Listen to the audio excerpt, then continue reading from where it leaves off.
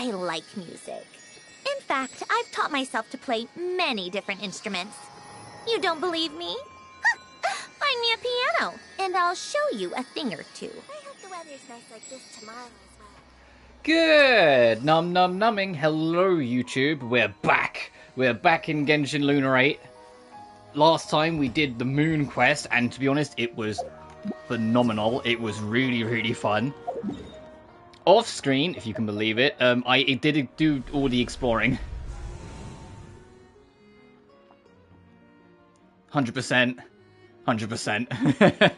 I did the usual, like I got to 90% just by exploring, got the special compass, and then just used it to clean up.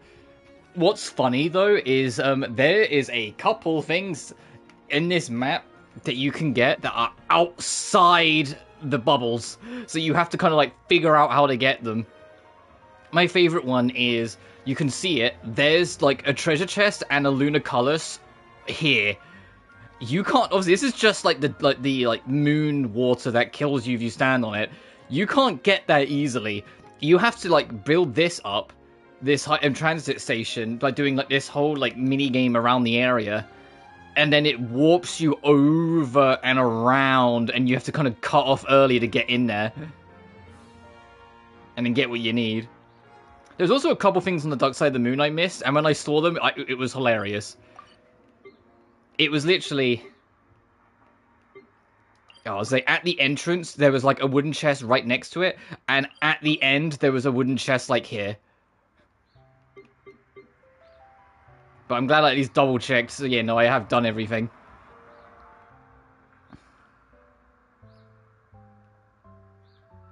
But genuinely, I'm super happy. I mentioned it yesterday, but now I've like cleared it out. I'm super happy with the Frost Moon expansion. I think this area is phenomenal. Oh, going up here, there's a whole bunch of shit that I missed, because the story took you like straight down here and then this way and then you were done. Going over here, there's loads of little puzzles and gimmicks, and then from here you can like free fly out into open space. And like, eventually you're supposed to wander over to this, the like spaceship that's parked here, to get more loot and stuff. And I was like, that was a very like surreal feeling. Was just kind of free floating in space. In fact, I'm going to show you quickly. When you're way up here, you can only play as Traveler or Bina, which is fine. But look at this. Obviously, you can't go too far because you start like... I put it as freezing to death. I know it's just like the lunar like effects get to you and shit, but it's basically you suffer the cold force of space is how I put it. So you have to hide in these. But the fact that like you can just kind of like freely fly around in open space, like this is crazy to me, you know?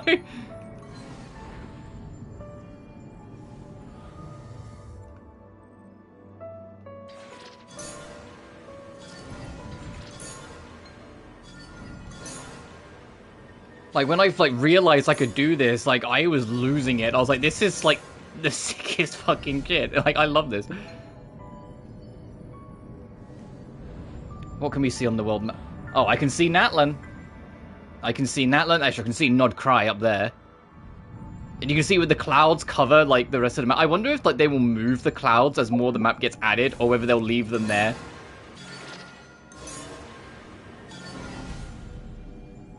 Because there are, like, if you, like, spin the globe, you notice that, like, there is a number of, like, suspicious cloud positions to basically just hide parts of the map that haven't been released yet. But anyway, enough of that. Let's go back. Let's go home. Let's go to Fontaine. Because today our focus is on the festival. No way! You brought the wing-o-let up to the surface? It'd make quite the grand backdrop for a film, don't you think? Paimon's more focused on the fact that this thing is supposed to be underwater, inside the fortress of Meropide. True. And keeping up with the maintenance on a vessel this big is a lot of work. It takes a crazy amount of manpower just to keep it up and running. Oh. Paimon kind of thought it just sat there until you needed it. I wish it were that simple. The truth is, the maintenance costs on this thing are substantial. So we decided to rent it out during the festival to earn some extra mora. Besides, the inmates are the ones who keep it in good shape. Seeing the fruits of their labor put to use is a good form of social rehabilitation for them. Huh. You've really thought this through. What do you think, Xavier? Is this a good place to shoot? I've got it!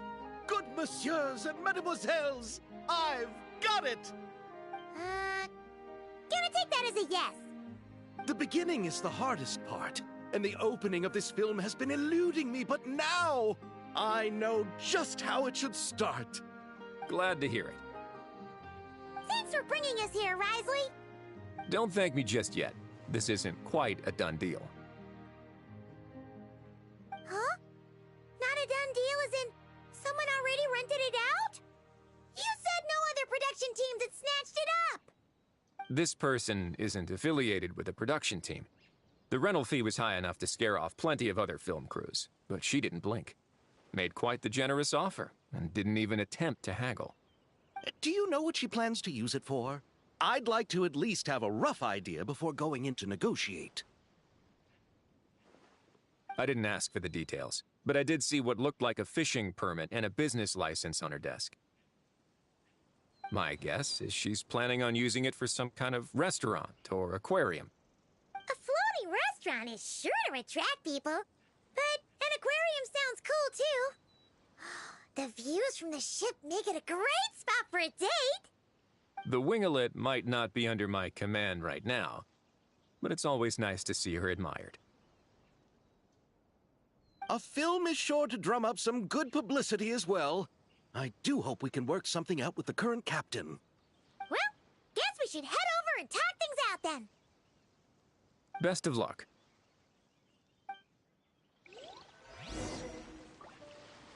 Negotiate with the captain, in quotation marks.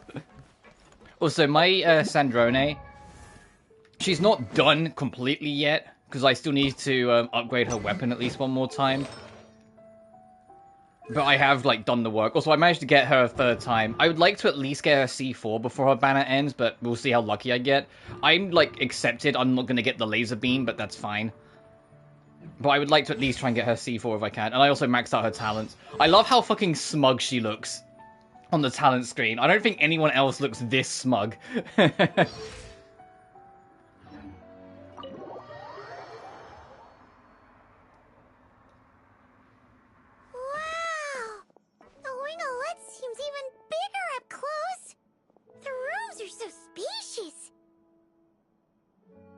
Wonder who rented it out.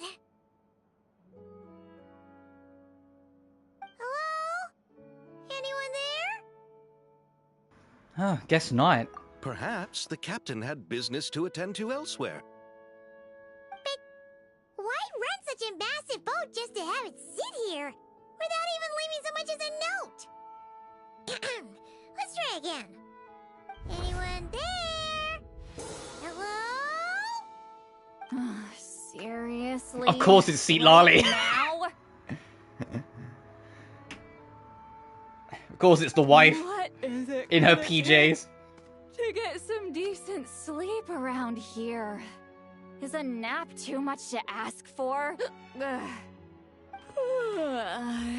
Sorry, the aquarium's closed for the... Huh?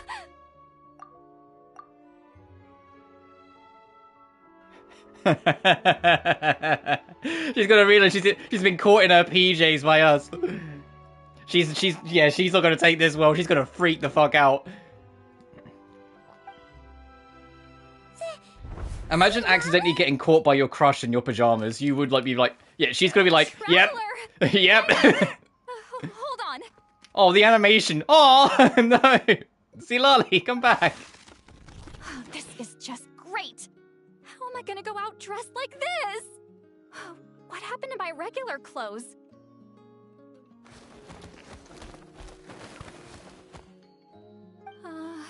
The wash!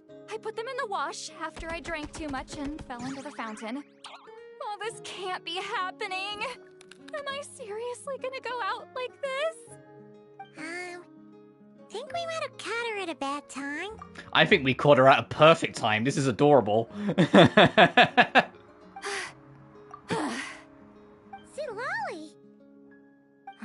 don't want to hear it. Hear what? A single word about what I'm wearing. No comments, none. Is that clear? Oh, yep. Krista! Oh, right, yeah, she can hear our thoughts. What's wrong with it? It looks cute. Huh? You think so? No, wait, I told you not to say anything! I didn't! Then what was... her thoughts. I heard her thoughts. How could I forget about that? Oh, this is so embarrassing. I seemed a little too pleased to get that compliment, didn't I? Wait. Oh, The Citlali. mind reading went both ways. Does that mean the traveler's hearing all this too? I didn't hear a thing. You clearly did. Huh? What did we do? Paimon's not following. Nothing. It's nothing. Let's just move on. Did you need something? You're not here alone, I see. Hello, I'm Xavier, a film director and producer from Fontaine. I meant to introduce myself sooner, I just didn't want to, interrupt. No wonder we ran into each other in Fontaine of all places. You must also be in town for the festival then. That's right. We're helping Xavier with his film. In fact, we were hoping to shoot some scenes on this boat. You're the one who rented it out, right, Citlali? Me? Rent a boat? I wish I had that kind of spare cash floating around. Not to mention the spare time. Don't get the wrong idea, though. I'm not here to sail off into the sunset and live out some cushy retirement life, okay? I'm not that old. Then why you dress like... Hey, careful, Paimon. Well, I heard one of my favorite light novels was getting turned into a film, so I came to Fontaine to catch the premiere. Originally, I booked a room near the Opera Epiclese, but I'm quite particular about where I sleep these days. I think it's an age thing. And that bed? Oh, I just couldn't sleep in it. I tried to find a different hotel, but with the festival, everything was completely booked. Just as I was worried I'd have to sleep under a bridge or something, I happened to spot a help wanted sign on the side of the road. Oh, so you're here to take care of the boat? No, I was hired to man the front desk. The pay is a bit low, but food and drinks are covered. And it includes room and board during the festival. Plus, the job is simple. So I thought I'd give it a shot. Wow. They actually thought you'd be a good fit, huh? What? You don't think Careful. I'm cut out for it? All I have to do is tell people the aquarium isn't open yet. Other than that, I'm free to do whatever I want. It's a pretty sweet gig. That's all? Yeah, I was also kinda shocked. But it's not a lie. Head downstairs and see for yourselves. There's nothing but empty tanks. Not a marine animal in sight. Did your boss mention anything about being open to film crews using this space? Our production was hoping to film on the deck for a few scenes. No. That never came up. You could just ask her. Oh, she's around? What kind of person is she? We should know what we're heading into. She's nice enough, I suppose. Pretty reasonable, too. Even offered for me to move to a bigger cabin if I was too cramped. Back at the Masters of the Nightwind, I'm used to being the one giving orders. But working under her doesn't feel like being bossed around. She seems to respect what I think. Wow, she sounds like a great boss. She did tell me she'd rather not be disturbed, though. She's been working on an important project, so I'd keep it brief. Got it. Thanks for the heads up. All right, the captain's quarters are this way. I can take... Wait. But I'm wearing... Ugh, whatever. I doubt she'll care. Just follow me. Yeah, see, Lolly's it's like she's still in her PJs. Miss Guillotin? Oh, it's These Sandrone. visitors Oh, were this will be hoping to fun for ask these you two. about something. Guillotine? Yeah, the gears are going to start turning in Emmy's head. It's going to be like, hang on a minute.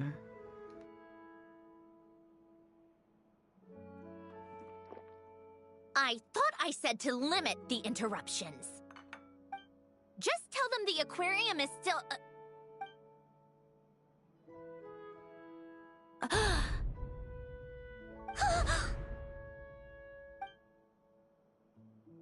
Sandrone? You're here? Huh? You know each other? Are you okay, Sandrone? Do you still remember us? Everyone was so upset after what happened. We all missed you so much.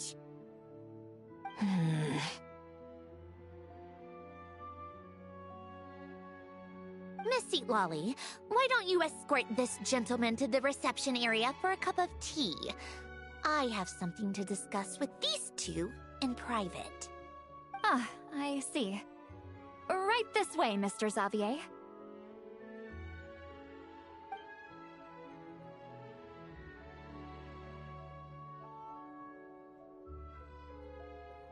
Sandrone? I really can't go anywhere without running into you two, can I? Are you okay? During the battle, your core, it was... Destroyed by that bastard Dottore. Oh, vicious! That bastard Dottore! I'm fine now. No major issues. Or at least, there shouldn't be. Oh, what a relief! Why didn't you tell us sooner? Or come back to see your friends? Now that I have the chance, I just want to say... Thank you for saving me. Huh? Ugh, don't get the wrong idea. I only saved you so we could complete that formula and defeat Dottore once and for all. Even if he did crawl back from the grave to make us all miserable again. That doesn't matter. You're still a hero. All right. But it wasn't just me. All I did was lend my brilliant mind to the cause and take care of one part of the plan. Although, I'm not denying it would have fallen apart without me. You got that right. You're amazing. But how did you go from a, you know... From a lifeless pile of scrap to looking like this? Well, my mom was trying to put it a bit more gently, but... yeah. Where do I even start? By entering a domain by the sounds of it.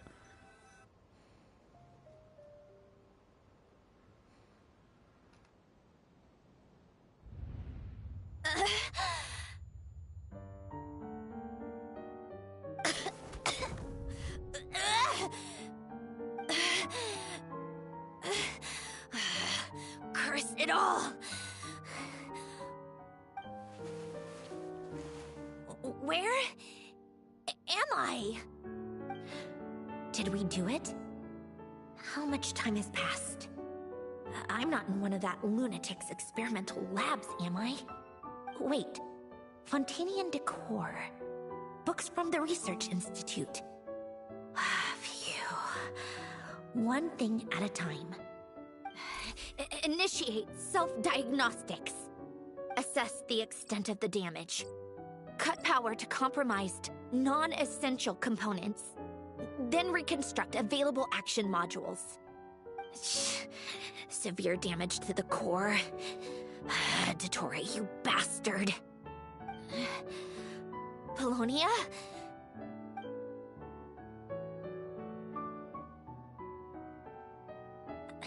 Polonia, wake up! Activate!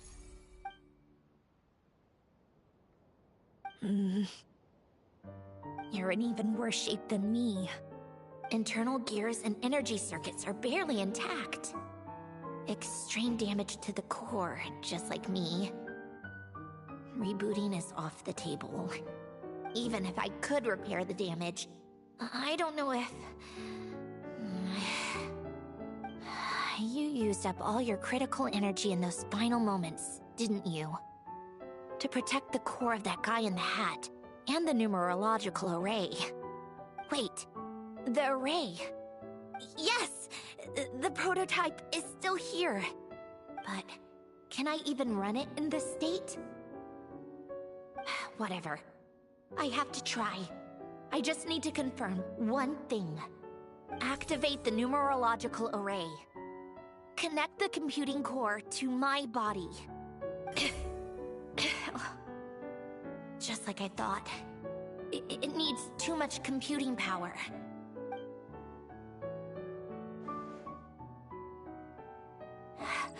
Cut off power supply to all functions except the thinking module. Please. I just need to ask one question. Initiate query regarding the 3 Moon Sisters. How many living moon goddesses are there in possession of the Trilunar Authority? Oh, she's trying to find out if Columbina survived. She's... Aww. 1. It worked. You did it, Columbina. You made it back. But how did I survive? The self-diagnostics showed damage severe enough to shut me down for good.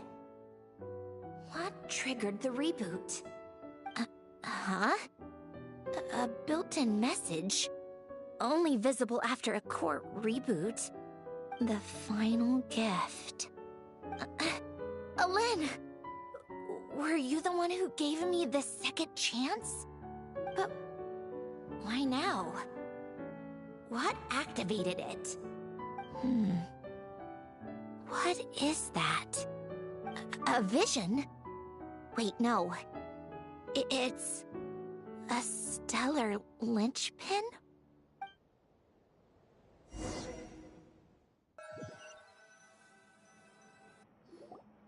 A stellar linchpin? What's that? You can think of it as a rare kind of vision. As for what causes one to manifest, well... that's still unknown.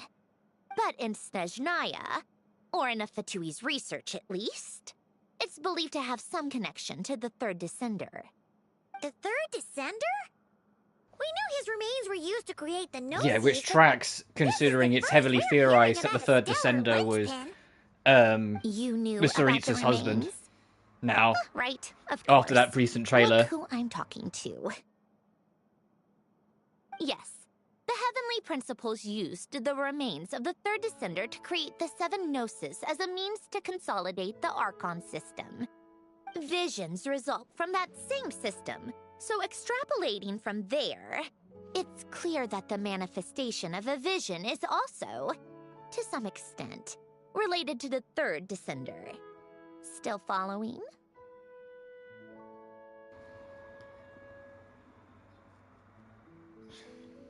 Yes. For those that I was reading it back just to make sure. visions serve as a means to channel elemental power. The same is true of stellar linchpins. The difference is that, when wielding elemental energy, stellar linchpin users often exhibit a unique kind of power that seems to come from beyond to that.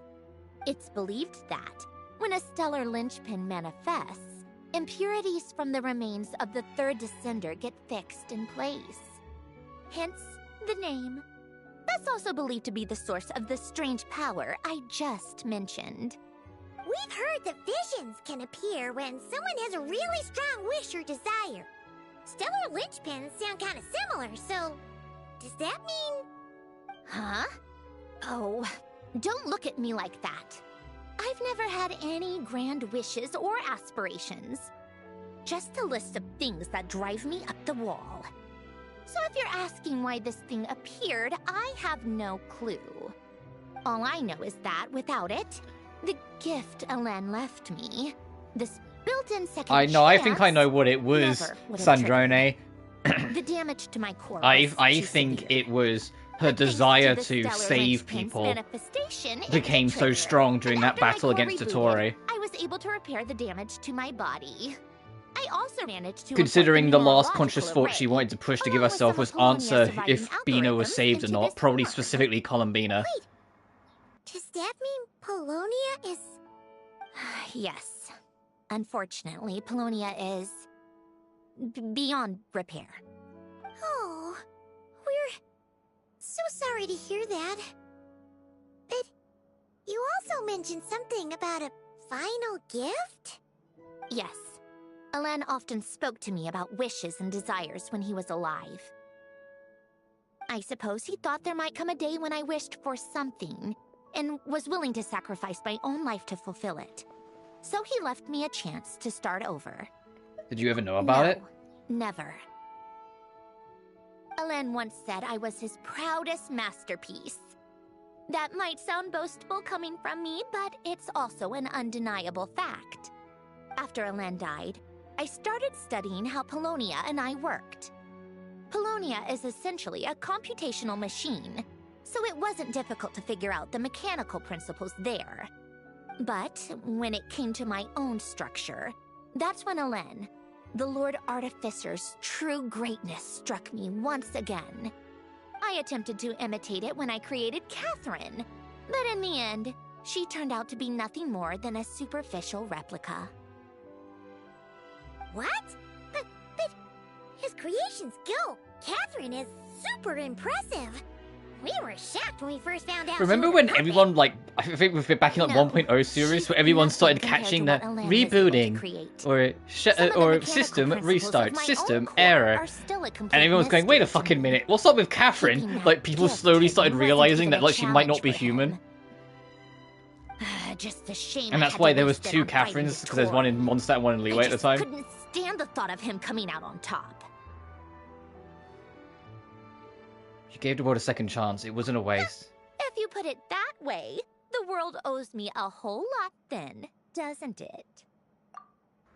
She's so fucking smug. Look at that face. She is so fucking smug. With the glowing eyes as well. Girl, you ain't slick. Wait, but all this still doesn't explain what you're doing here. Risley said you rented the ship and even had some kind of fishing permit? That's because I'm trying to go back to the place Alen and I lived when he was alive. My former home, I suppose you could say. The second chance wasn't the only part of the gift. According to the message, Alen left me a few other things that are stored in the house we shared together. I'm hoping that whatever he left me can help fix certain anomalies in my rebooted core. And help me understand why I received a stellar linchpin in the first place. Okay, so go back then. What does that have to do with fishing? And to think I'm talking to the saviors of Fontaine. Did you forget that the water levels have been rising for centuries? I can't just go back to the place I used to live because now it's underwater. Oh, right. With the rising water levels and changes in terrain, it's not just a matter of finding where it is, but also clearing away any sediment or debris. But Fontaine law prohibits unauthorized individuals and organizations from excavating underwater ruins. A Melazine caught me the minute I even made an attempt. Why not apply for authorization then? And face the endless slog of Fontainian bureaucracy. No thanks.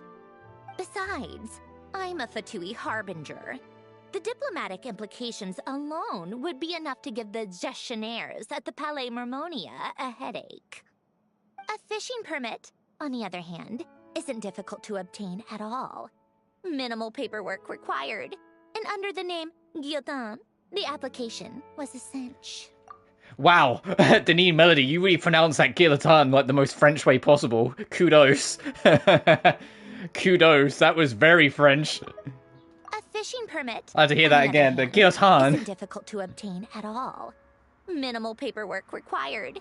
And under the name Guillotin, the application... Oh.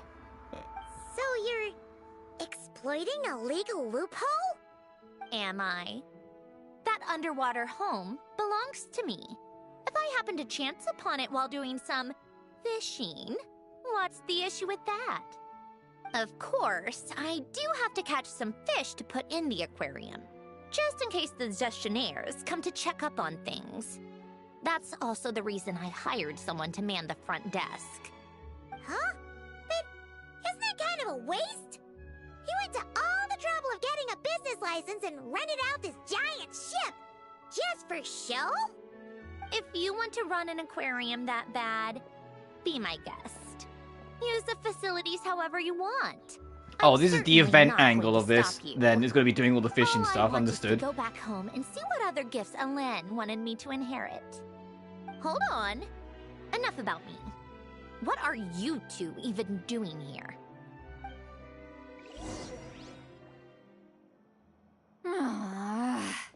Oh, Citlali. She's gonna be like, yeah, she's gonna overthink this. Seriously? They've been in there Yeah, she's gonna forever. overthink this in her way. She's gonna be like, why are they hanging out with Sandrone so much? What's going on? Saw each other was strange, to say the least. You're lucky I was nice enough to leave the room and give them some space.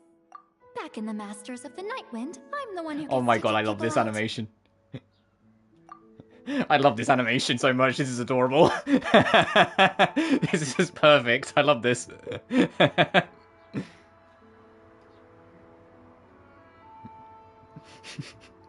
Citlali, the woman that you are. 200-year-old lady, by the way.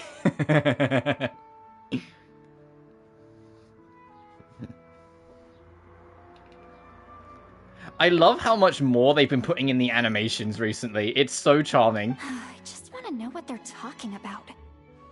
Should I cast a little eavesdropping spell? Oh, no, what am I thinking? I'm Granny Eastley, the great shaman of the Masters of the Nightwind. I can't do something like that. This is just ridiculous. Making me wait out here for so long? Where's their respect for their elders? Oh, here they are. Were you back there arguing or something? What took you so long? It's kind of The complicated. two of you are already acquainted with Miss Guillotin, then? Oh, yep. But don't worry, we got everything sorted. Sandrone agreed to let us shoot on the ship, but it has to be when she's not here. When she's not here? That's right. You'll excuse me if I didn't exactly ask for this little reunion. I wasn't planning on seeing anyone. Like I said, my core is severely damaged.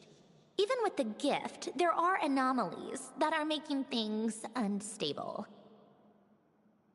I don't even know if I can continue to function without issues. So the priority is to fix these anomalies and get answers to my own questions. Then, I can see the people that need seeing. Anyway, just let Sandrone know. Yeah, what you if think she's of if Xavier Sandrone's on and camera Jill. on film, most of Nodcry are at risk I of do spotting hope and I'm not realizing causing she's Miss alive. Guillotin too much trouble. No. She just wants to keep a low profile for her own, complicated reasons. She doesn't want anyone else to know she's here. Understood. I'll be sure to keep that in mind. Whoa! I don't know if you guys saw that. It lagged for a second. Huh?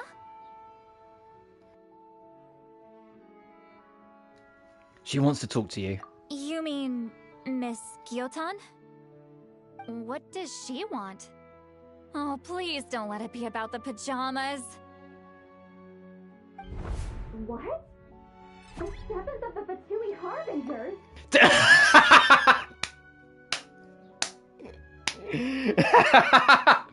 Why are you telling me all this? I asked the Traveler about you, and I've decided it's best to be open in this instance. I can understand if you would rather not work for a Harbinger. Regardless, the room on the ship is yours to keep. You're an acquaintance of the Traveler, and I plan to honor that. Wait, she's actually nice? It's not a problem. The captain also worked for the Fatui, and he helped Natlan a great deal. We know that there are good people among your ranks. Besides, I've been around long enough to know what it means to earn one's keep. This isn't Natlan, and I don't expect special treatment. Besides, sitting at a desk isn't exactly back-breaking work. I appreciate that perspective, great shaman. Citlali. Just call me Citlali. That title makes me sound so... old. Well, Citlali, the Traveler and I are looking for something, so we'll be heading underwater together soon. I'll leave the ship in your care while we're gone. Citlali, I can see the look on her face already. She's gonna be so fucking jealous still. Like, Citlali's gonna be so annoyed because she just wants to spend some time with Lumine. She just wants to spend time with, like, her big crush, and it's like some other girl has come in and is hanging out with her. Like, Citlali's not gonna be able to fucking handle it. I can look at her face, you can see the dismay. Together? How often? Not too often. We're heading out in a bit, but I'll be available if you need something. You couldn't, go alone? I wanted to, but she was concerned about my physical well-being, so she offered to come with. Guess my mental well-being means nothing then. Huh?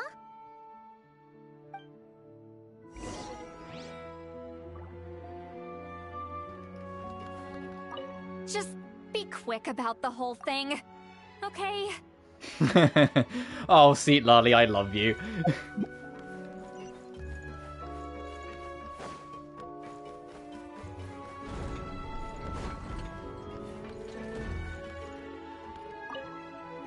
All right. Our first stop is the Barrel region. After Alain left the Fontaine Research Institute, he lived in seclusion somewhere around there. Okay, let's go.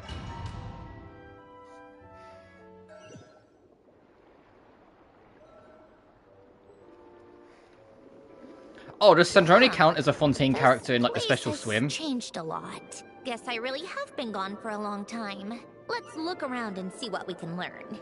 Oh, and don't forget to catch a few to take back. We need to keep up appearances, remember?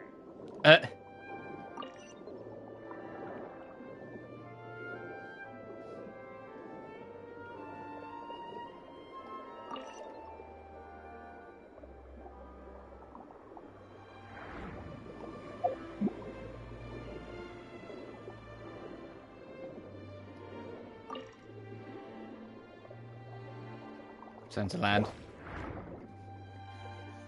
Poisson isn't too far from here, right? It's all a bit nostalgic, I guess. Back when I lived here, all this was still above water. All right.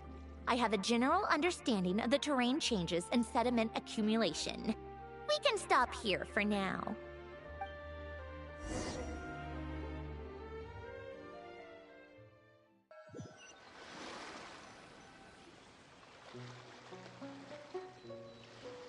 That went smoother than expected. I appreciate the help. No problem. You doing okay though, Sandrone? Seeing your home look nothing like you remember, that can't be easy. I'm fine. Times change. People change. That's the one thing you can actually count on. I made peace with that a long time ago. You should head back and put them in the aquarium tanks. We finished ahead of schedule, so your crew is probably still on the ship. I'll follow in a bit. Right. Xavier said he was gonna test out a couple of shots. Sure you don't want us to come with? I'm sure. I want to take another look around on my own. Okay then. Want us to let you know when the filming is done? No need. Sandbina relies on Kuvaki to perceive her surroundings. In Nodcry, her senses are heightened because Kuvaki is everywhere. But here, as long as she doesn't activate her abilities, her range of perception should be equivalent to an average person's line of sight. I figured that out back in Snezhnaya. That's oddly specific. I have hiding from her down to a science. So, what? Things might be a bit different now that she's merged with the Moon Sisters, but I doubt there's been a drastic change. There's that smug look again. You two can head back. Don't worry about me. Okay, if you say so. Come find us on the ship if you need anything.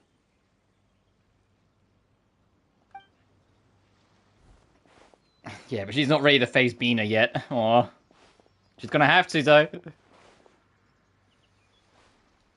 What did you leave for me, Ellen? Did you know I would come back? Or did you make it so I would have to?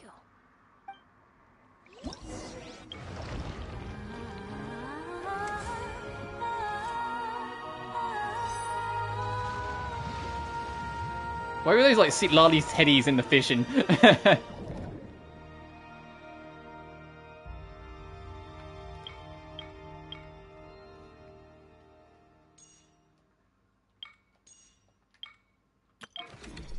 Oh, goodness.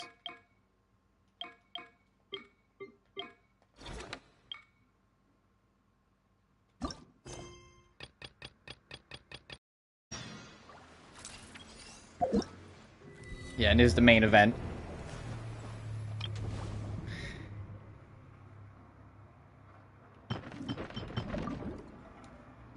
The event stuff that's tied to it, all the fishing stuff, I'm not gonna fuss with yet. I want to do all the main story stuff, and then if we get, depending on like when we finish that, then we'll have a look at it. Because this is basically a story quest that I'm treating it as, and so I want to do said story quest. So like, yes, I will do these eventually.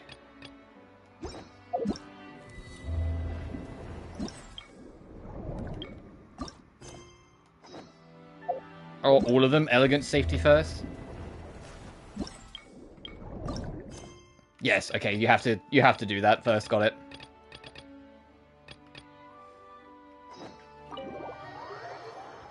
And I still haven't done Witch's Revelation, but so I'll check that maybe afterwards, depending on how long this takes. My priority yesterday was actually just Damoon. Xavier, we're back! Shh! Quiet on set!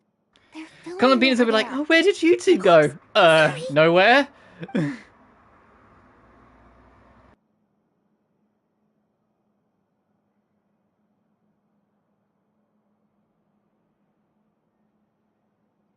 What's your take, Detective? Oh, Charlotte, I love the Sherlock Bullet wound Holmes to the look. chest. Gunpowder residue on the clothes. The Also, victim Charlotte must has have a been new shot at close range. VA since the last time she had like a major You talking think role. it was someone they knew? Yes. It's possible the suspect arranged for them to meet Because at the this original very voice actress spot. retired. A reasonable deduction. But you're overlooking a crucial clue. What? The victim's pocket watch is missing. And cut! I think we got it! Good work, everyone! Phew, finally. Acting was nerve-wracking for me when I first tried it too. Just loosen up, and you'll get used to it in no time. Severus! Charlotte!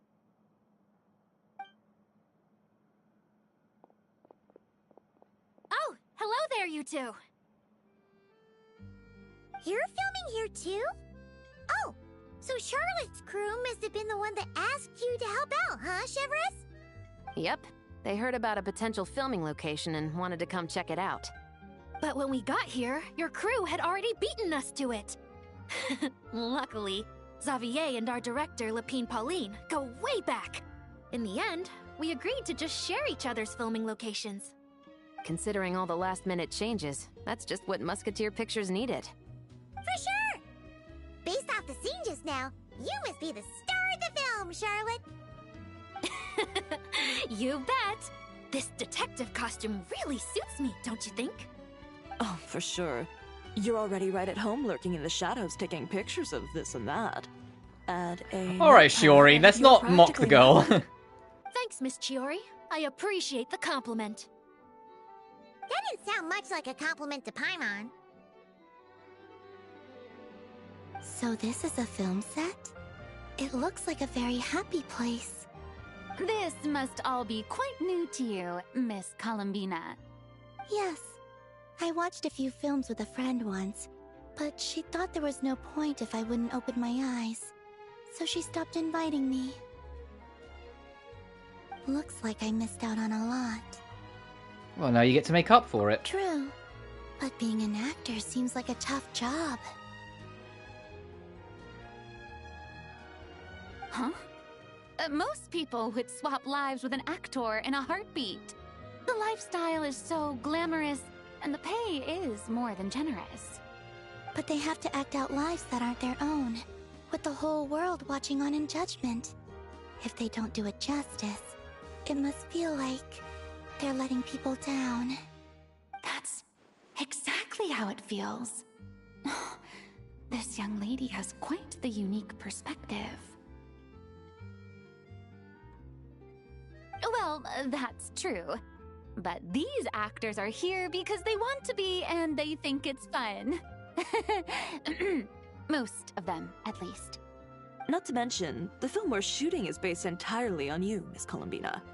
You just need to be true to yourself. I don't have to pretend to be someone I'm not? Not at all. Authenticity is what we're after. For example, this first scene opens with you on the boat, sailing to your friend's homeland. You just need to think about that moment in the story and picture how you would feel. Oh, okay. We're all here? Wonderful! Let's head to the deck and get shooting. Oh, and this is for you, dear Paimon. Your clapperboard. Don't let her have that. Is this the same one Paimon used for the 2 Not again. The very same. I saved it just for you. Thanks, Xavier! Feels like being reunited with an old friend. Do I have my camera still? Of course! That said, I have a different job in mind for you this time, Traveler. Oh, what is it? Our film is focusing on a single protagonist, so conveying the subtle changes in her state of mind is of the utmost importance. In addition to the actor's own performance, another way we can convey that is through lighting. Huh? But there's already a lighting specialist, isn't there? Yes, but it's clear the Traveler and Miss Columbina share a deep bond. You might have a better chance of understanding her frame of mind in certain scenes. Oh, that makes sense. So, what do you say? Willing to take on the role of lighting specialist? Gladly, but not sure I want to give up the title of camera operator. It's settled! I leave the job of translating our leading lady's inner thoughts in your capable hands.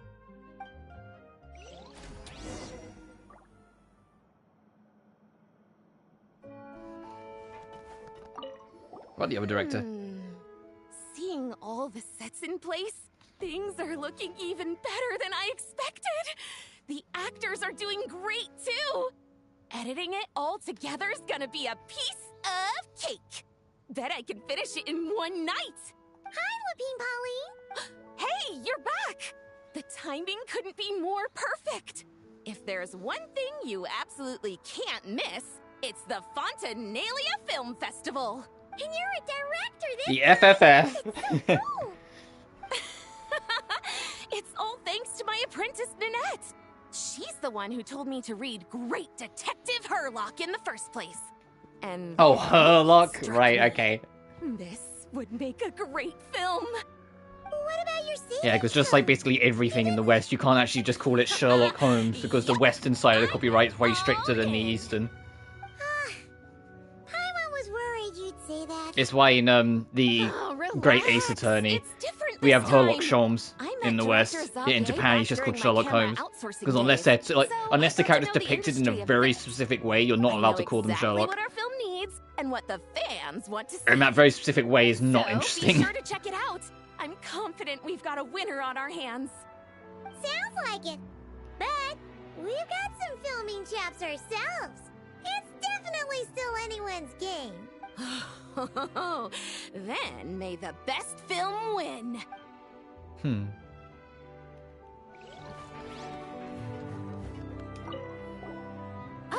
I didn't expect to run into you two on set. Happy Fontaine Festival. Love the vibe, Charlotte. Back there, Charlotte. Shame you're a character I don't really use. I'm, usually the one behind the camera, so it's actually pretty nerve-wracking being the center of all that attention. But I've known Miss Lapine Pauline for quite some time, so we work really well together. Miss Lapine Pauline prefers to assign roles based on our own personalities. She'll even adjust the script to make it a better fit. The scene from earlier was just me and Chevres, but Navia and Emily are also going to be taking part. Oh, Navia, and they actually remembered Emily. Your film's leading lady also Navia would be seems nice like to see quite the again. Score. Just on first impressions alone, it's clear she's someone special. Guess we'll just have to. I was gonna say, does anyone actually know? I mean, picture the only and gets to go person home who with might the start to Farina catch Award. on probably is Farina, because she's also a long-lived person. There's something's a bit different with Bina. I mean, she already started to kind of catch on. But what's funny is it only takes one person to go, oh yeah, that shitbuster, Miss Kyo 10, and Columbina will like a radar will activate. She only needs to overhear it once. All right, without any further ado, it's time for production on our film, A Homecoming, to officially begin. Turning it over to you once again, Director Farina. All right. Positions, everyone. Camera operator, clapper loader, get set up. Let me know when lighting is good to go.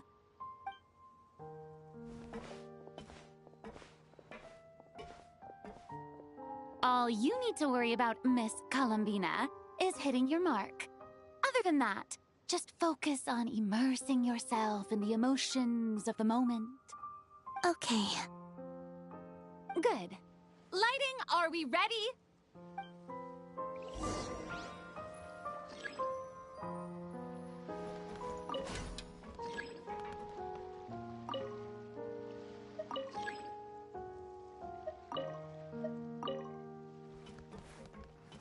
I'll keep it softer.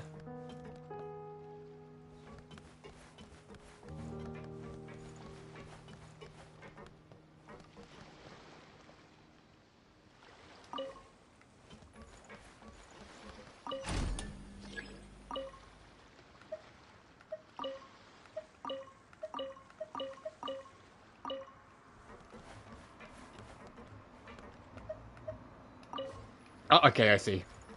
Oh, you can place it like way the fuck over here.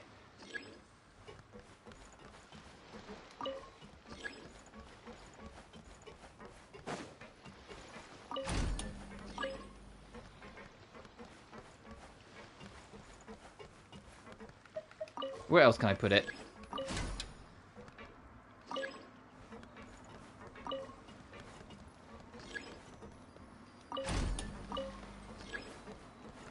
That'll do.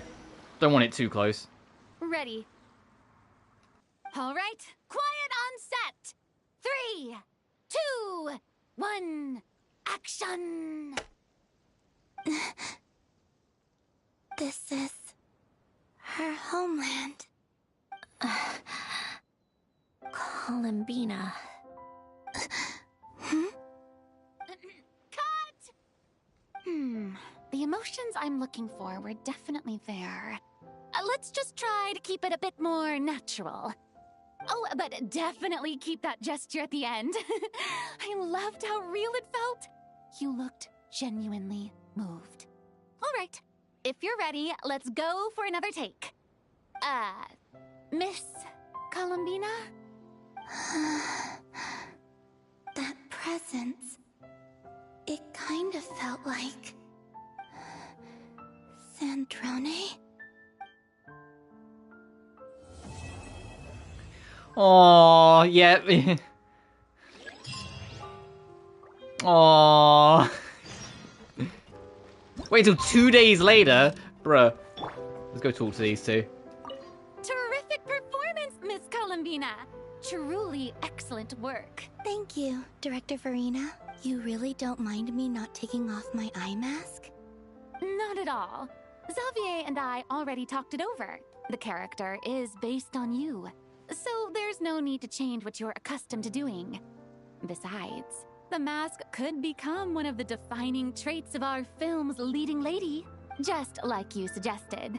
We'll leave the reveal to the more important moments.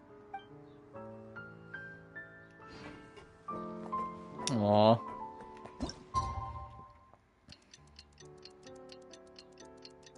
But now Sandrone knows, like, for sure Bina's here. I assumed that, like, they'd explained to Sandrone that, like, hey, that in this film, Bina's gonna be here. Marina is busy completing... I didn't get to fucking read all that.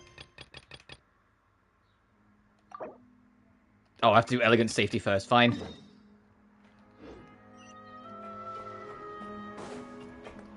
Guess it makes sense. Sandrone's gonna be organizing shit here, but we need her for the main quest. So this is just making sure you do actually activate the event stuff. I like how sometimes, you might have just noticed it, like the game has to remember I have Luna characters. So like the Luna like icons have to come back in so all the character names get like shuffled up. Paimon's having a bunch of fun filling up this aquarium. Since Sandrone doesn't mind, we should definitely catch some more fishies and make this place extra beautiful. Hey, you two. Come over here. Huh? Is everything all right? Here. This is for you. What is it? It's an underwater mobility device I've been working on. Huh? A fucking what? Wow. Should give us a submarine? So kind of you, Sandrone. It's just a simple mechanical device. I saw the way you were catching fish and... how should I put this? It seemed somewhat... unsophisticated. To be perfectly frank, I found it quite difficult to watch. Was it really that bad? It was inefficient, unskilled, and completely and utterly inelegant. I'm sorry, we subjugated you to that. No need to apologize. Or subjected you, not subjugated, Everyone has Jesus. their own ways of doing things. But seeing as you plan to keep adding to the aquarium, it might be best if you use this device. The waters of Fontaine are home to more than just harmless ornamental fish. There are plenty of predators who could do you some real harm. This device will not only help you fish, it'll also help you flee. All right. Oh, and if you're going for a swim, go now. And don't forget to tell me what you think of the device. I can always make more adjustments if you have any feedback.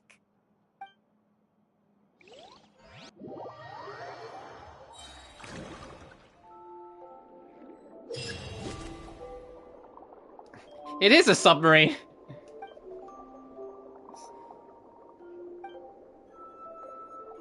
We have a Resident Evil inventory? Oh, hell yeah.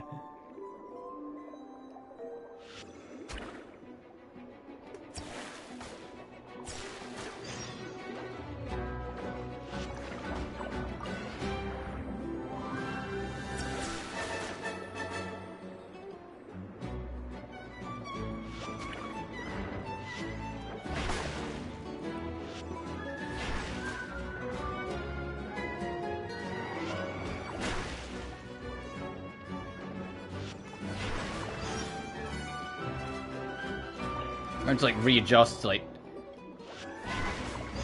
and to do this, it's been a minute.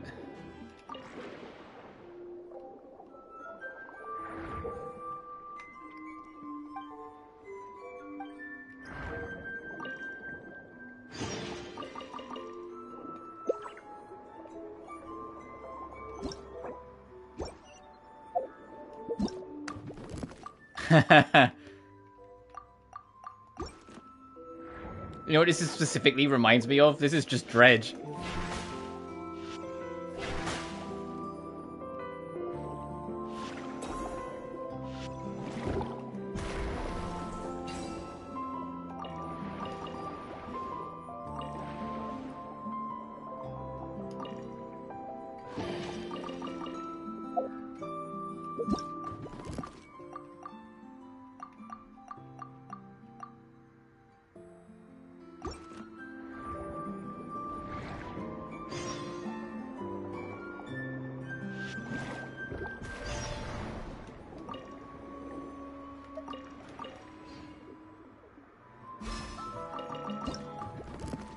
Oh, I see.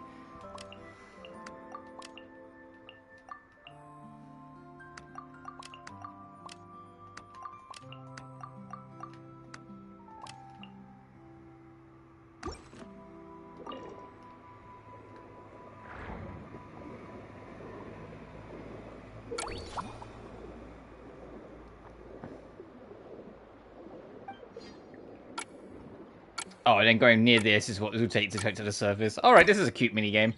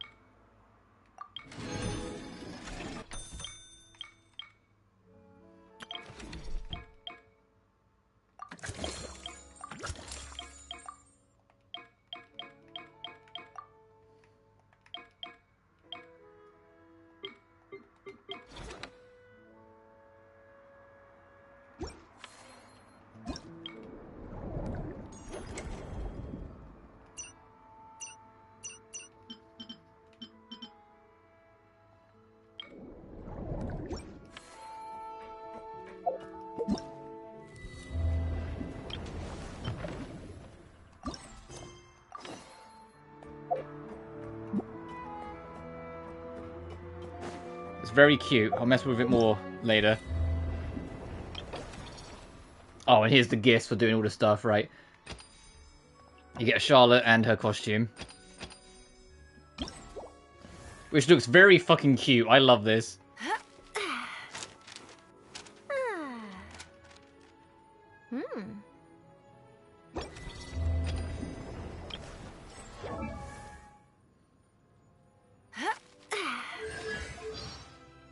It's also very...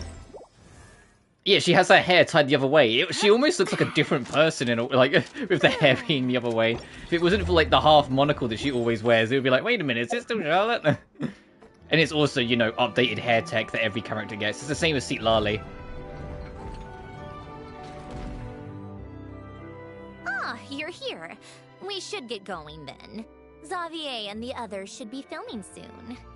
How's it going? You can't keep avoiding Bina forever. Of your home yet? I've narrowed down a few potential locations. We just need to take a sample from each one. Once the equipment analyzes them, we should know the exact location and where to find the entrance. Great! We should get started then.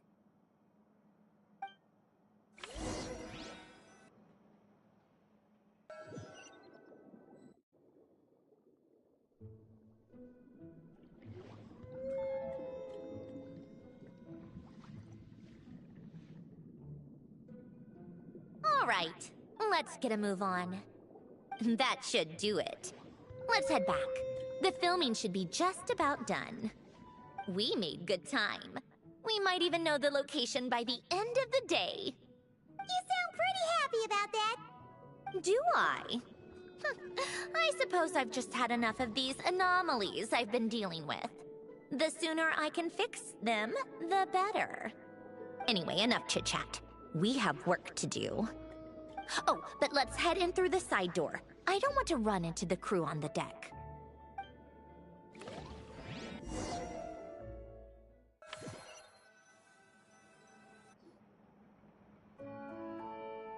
All right, now we just need to wait for the results. Since we have some time to kill, I suppose I might as well see how this aquarium of yours is coming along. You seemed quite enthusiastic about it, after all. It's really coming together. Those we have lost.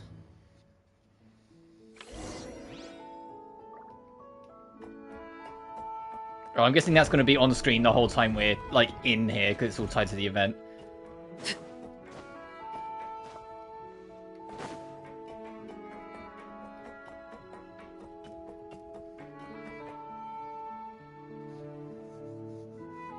Oh, kind of impressive, actually. These must be the ones we caught the first time we went underwater. Like it? It's fine, I guess. Nothing special. You're that proud of it? Is this a sense of accomplishment or something? Well, yeah. And it's pretty. You know it's gonna be gone soon, though, right? What do you mean? After the festival, this ship will be returned to the fortress of Meropide, and this aquarium will be no more. So? So, no matter how much work you put into this place, once the festival is over, it's all just going to disappear. But not making the most of it when we have the chance is an even bigger waste! But if you know it's all going to be gone one day, why even bother? Well, Because you still get to keep the things you gain along the way. And those are things that can never be replaced. Doesn't that make losing them even harder? well, if you put it like that. But the happy memories we make along the way last forever. You just have to take a more glass-half-full perspective. Not to mention, everything we do here is gonna be on film, so it'll still live on in some shape or form. And when you look back on it, only happy memories will come to mind? Exactly! So it's about finding joy in the process itself. Traveler, you're back already? Citlali, you found your clothes? What's wrong with that? You say that like it's terrible news or something. How did you get here? I didn't see you on the deck. Oh, never mind. We need to help Miss Guillotin hide ASAP. The crew is heading over here to shoot any second. What? They should be done by now. There was a mishap earlier that cost them some time. I was waiting on deck so I could warn you the minute you showed up. Anyway, you should head back to the captain's cabin right away. They're gonna be here any minute now. Ugh, finally! That's a wrap for the scenes on the deck. Wouldn't have taken half as long if the wind hadn't snapped our equipment in two. Uh-oh! Too late! Also, I saw Navia. Change of plans then. You'll just have to hide. Hide? And where exactly am I supposed to do that? Oh, there's a box over there! You can get in that! Huh? You expect me to... Do I need my makeup done for the next scene too? Yeah, she knows it's Bina, and I saw Emily as well. Let me see. Maybe just a quick touch-up. Huh? Traveler and Paimon? What are you doing here? I thought you took the day off to take care of something. Huh? Oh, well, it didn't take as long as we were expecting, so we came back early. What about you guys? You're still not done shooting for the day? No. We ran into an issue that, set us back. It meant Miss Charlotte's crew wasn't able to wrap either. We both still have scenes to shoot in this aquarium. Oh, that's not ideal. For several reasons. Let us help then. The sooner we wrap, the sooner everyone can get some rest. All right. Thanks, you two. Miss Charlotte's crew can go first then. If I'm not mistaken, you still have a night shoot later. Thanks, Director Farina! Of course! Fellow artists should help each other out where we can. Agreed.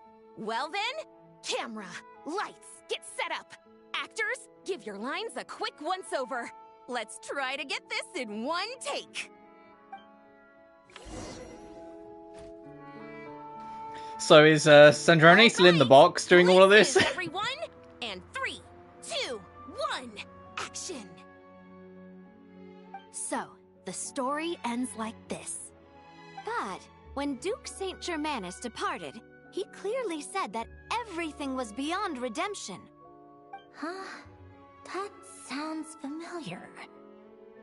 Wait, it's from that novel I came across while researching the numerological array. He's only a genius when it comes to mechanics, and everything else, he's just an ordinary person. Huh? What was that noise? Whatever, I'll just fix it in post. Miss Jacoba, please don't speak as if I were the accomplice.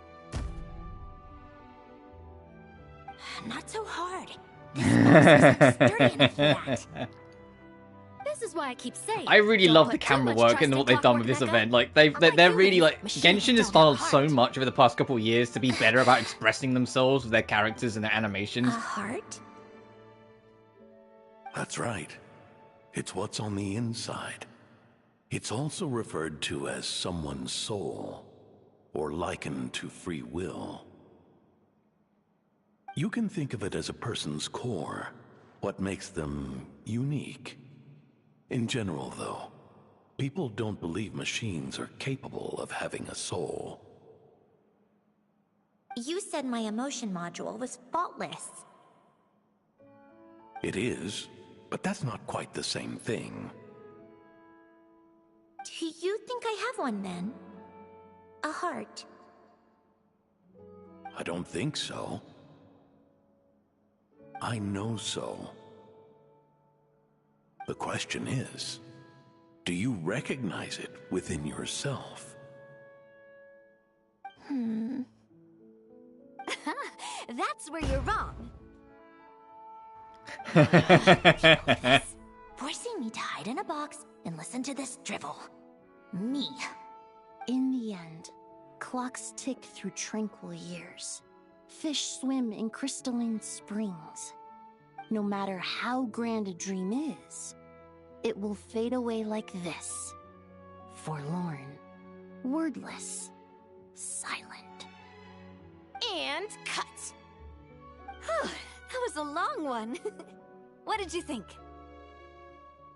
If she makes them do another take, I'm going to flip the lid. And not just the one to this box. Oh, there were some weird audio things going on, but acting-wise, it was great. It's a keeper. Perfect. That means I can get out of this box. it's our turn.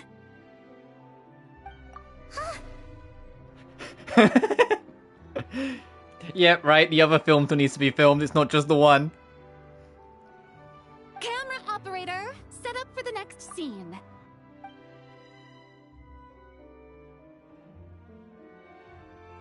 In this one, our protagonist peruses an aquarium in a foreign land and gets swept up in memories of her friend.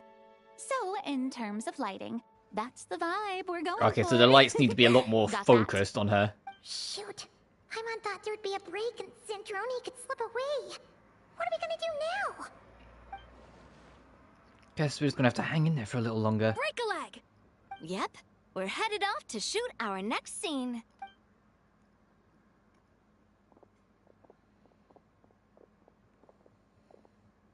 All right, quiet on set. We're about to start rolling. Ready, Miss Columbina?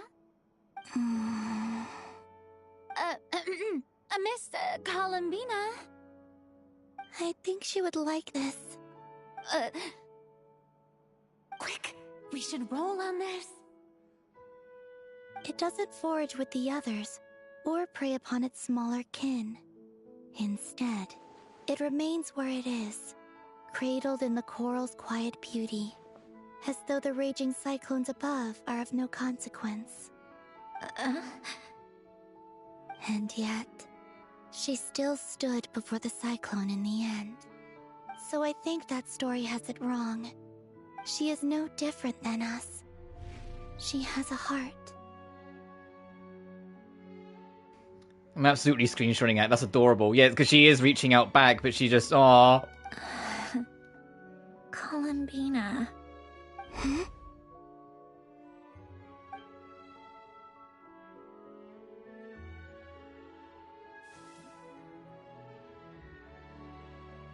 Uh-oh. Is she onto us?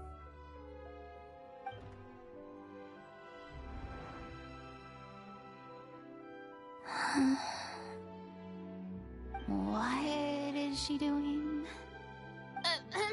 Cut! You okay, Columbina?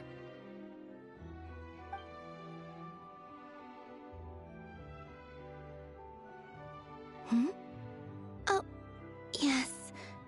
I just thought... Why don't we take a short break? It's been a long day of shooting so far. That last take was beautifully organic, though. We can use it as is. No need to go again. Thanks, Director Farina. But I'm fine to continue. You're sure? In that case, let's shoot some quick B-roll. Then we can move to our next outdoor scene. So where did Sandrone hide to, do we think? Oh, just checking her makeup.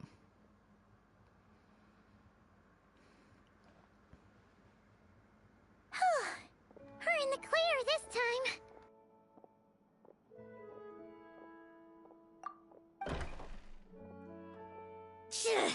Ugh! Absolutely suffocating. You okay, Sandrone? Right as rain. Come on, let's go check the test results. It's time for me to go home. Aww. It's a hidden dwelling.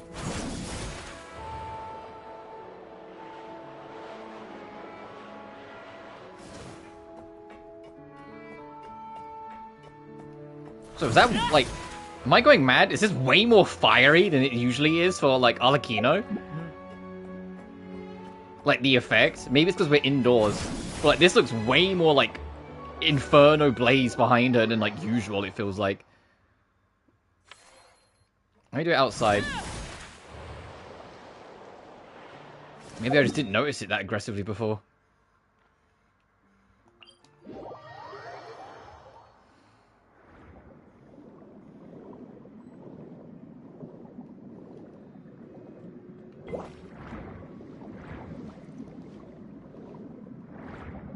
It's nice to be back in Fontaine. Like, this was, like, so cool in its own way. It felt like such a fresh, like, way to explore the world when Fontaine came out to go under the water.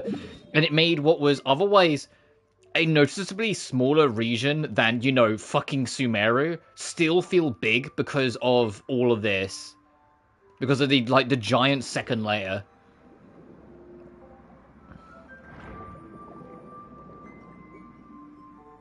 Alright, it should be around here. Give me some space. And we're still missing, I'll like, activate a the Fontaine water expansion. insulating Like, there's still no Mount Asus. The what? Alen, Or Mount Eos, like as I call it, just in reference to, you know, predicted that the water Zenless levels in Eos. Fontaine would rise.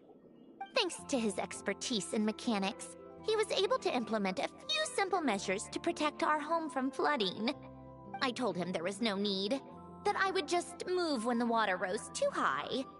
But it would seem he knew a day like this would come.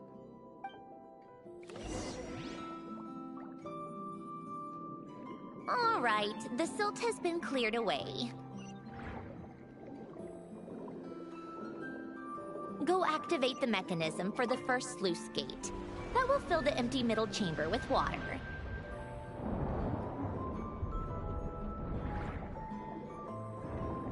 All right, now turn on the drainage mechanism in front of the second sluice gate, and this chamber will become empty once again. Clever. Lets you in, then floods it out. Or flushes it out.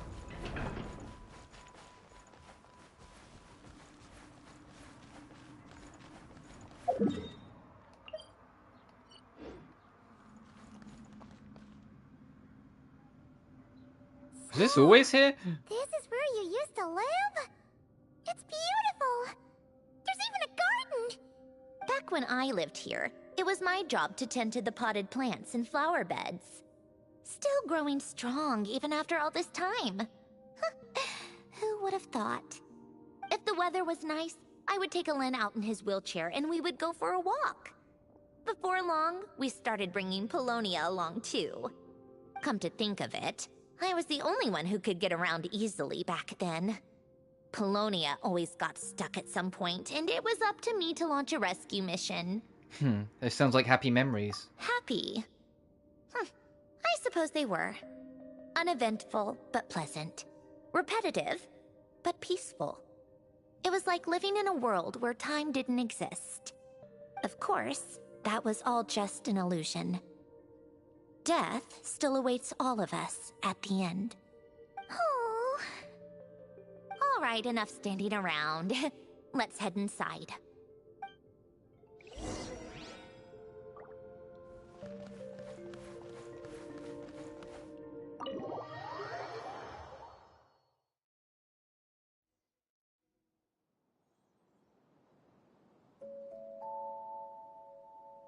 Yep, this place is exactly how I left it.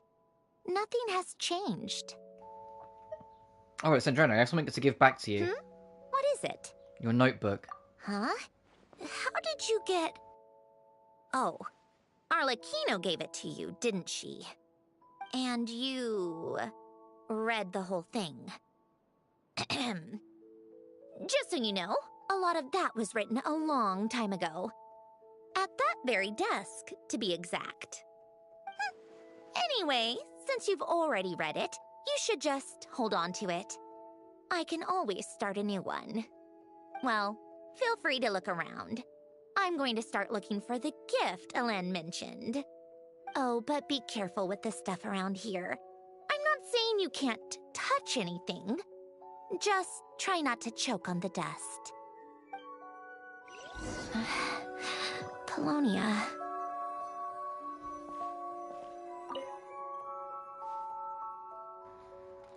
Some yellowed piece of paper. It looks like, well, it looks like letters. Oh, these are some of Ellen's drafts from his later years. Just casual doodles, really. And these are just some unimportant letters. I couldn't be bothered to sort through them before I left.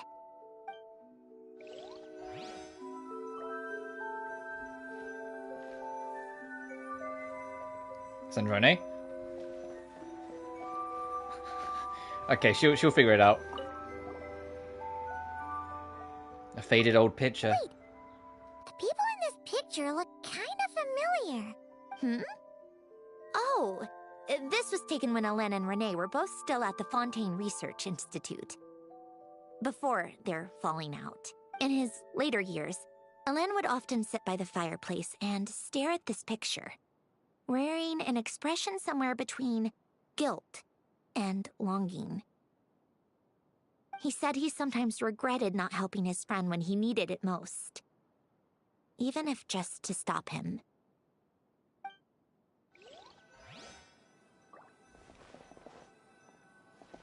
Okay, she figured out how to shift her walking perspective. Cool. I imagine she's just going to go back to her chair over there. A few toys that appear to be mass-related. There's also some complex mathematical puzzles on the table. Oh, I played with these when I was little. During the first few months after I was created, I mean. At first, Ellen and I would play together, but it didn't take long for me to become unbeatable. So, Polonia and I played together instead. Yeah, these don't look like Paimon's kind of games. Logic and math puzzles? Those happen to be my specialty.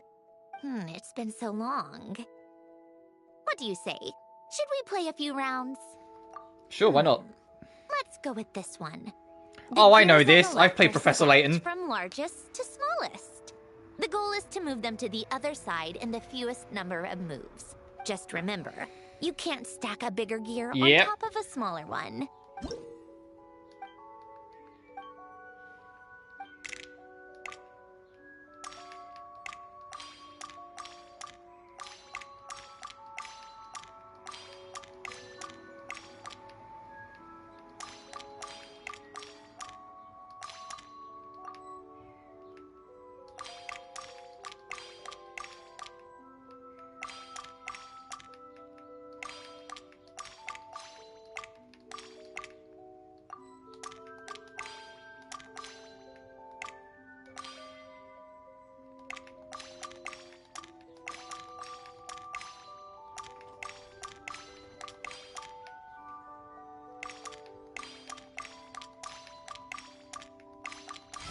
There you go.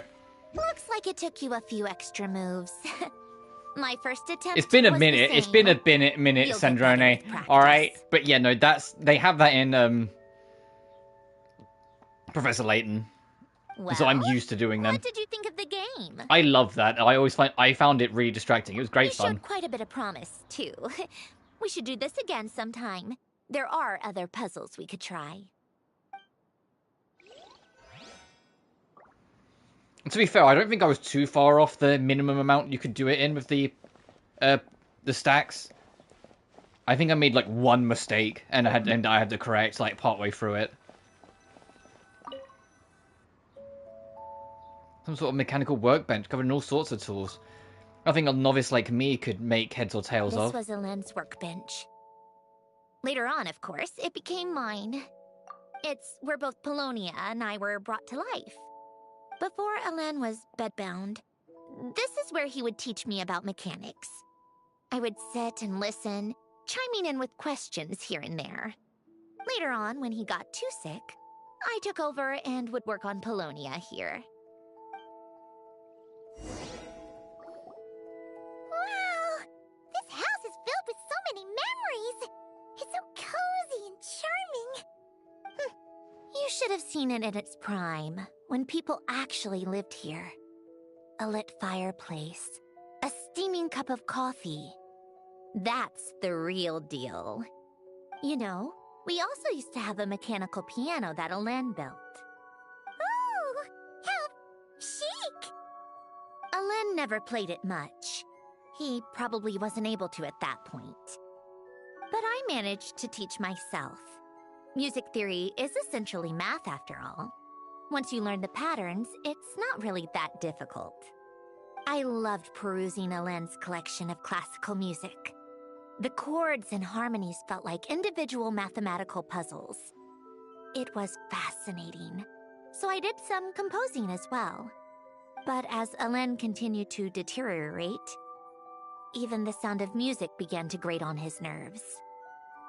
So I got rid of the piano. Aww. Back then, I assumed a piano was like an ordinary clothing rack, commonplace in every home and easily replaceable. It was only after I left that I realized how hard a good piano is to find. Enough about that. Elaine's gift should be just in here. The only things undisturbed before I left were a few of his personal belongings.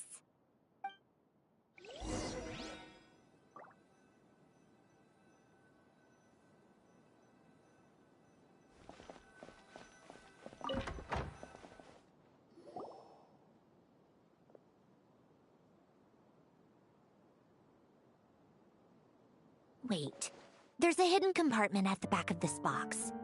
Looks like it's locked with some kind of gear mechanism. Knowing you, Elaine, I'm guessing it goes like this, then like this. Got it. Am I a genius or what? Let's see here. A box? Well, you gonna open it?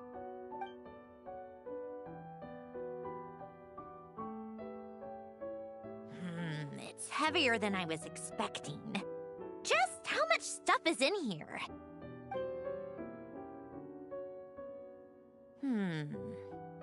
A letter? And a bunch of junk underneath it. None of it seems that important. Wait a second. This should be it. Oh, a cube? It's a multi-dimensional algorithmic core. Elaine would use it to store information. Only Polonia and I have access. All right, I'll start looking into the core and the letter. Feel free to go through the rest of the stuff and see if there's anything useful.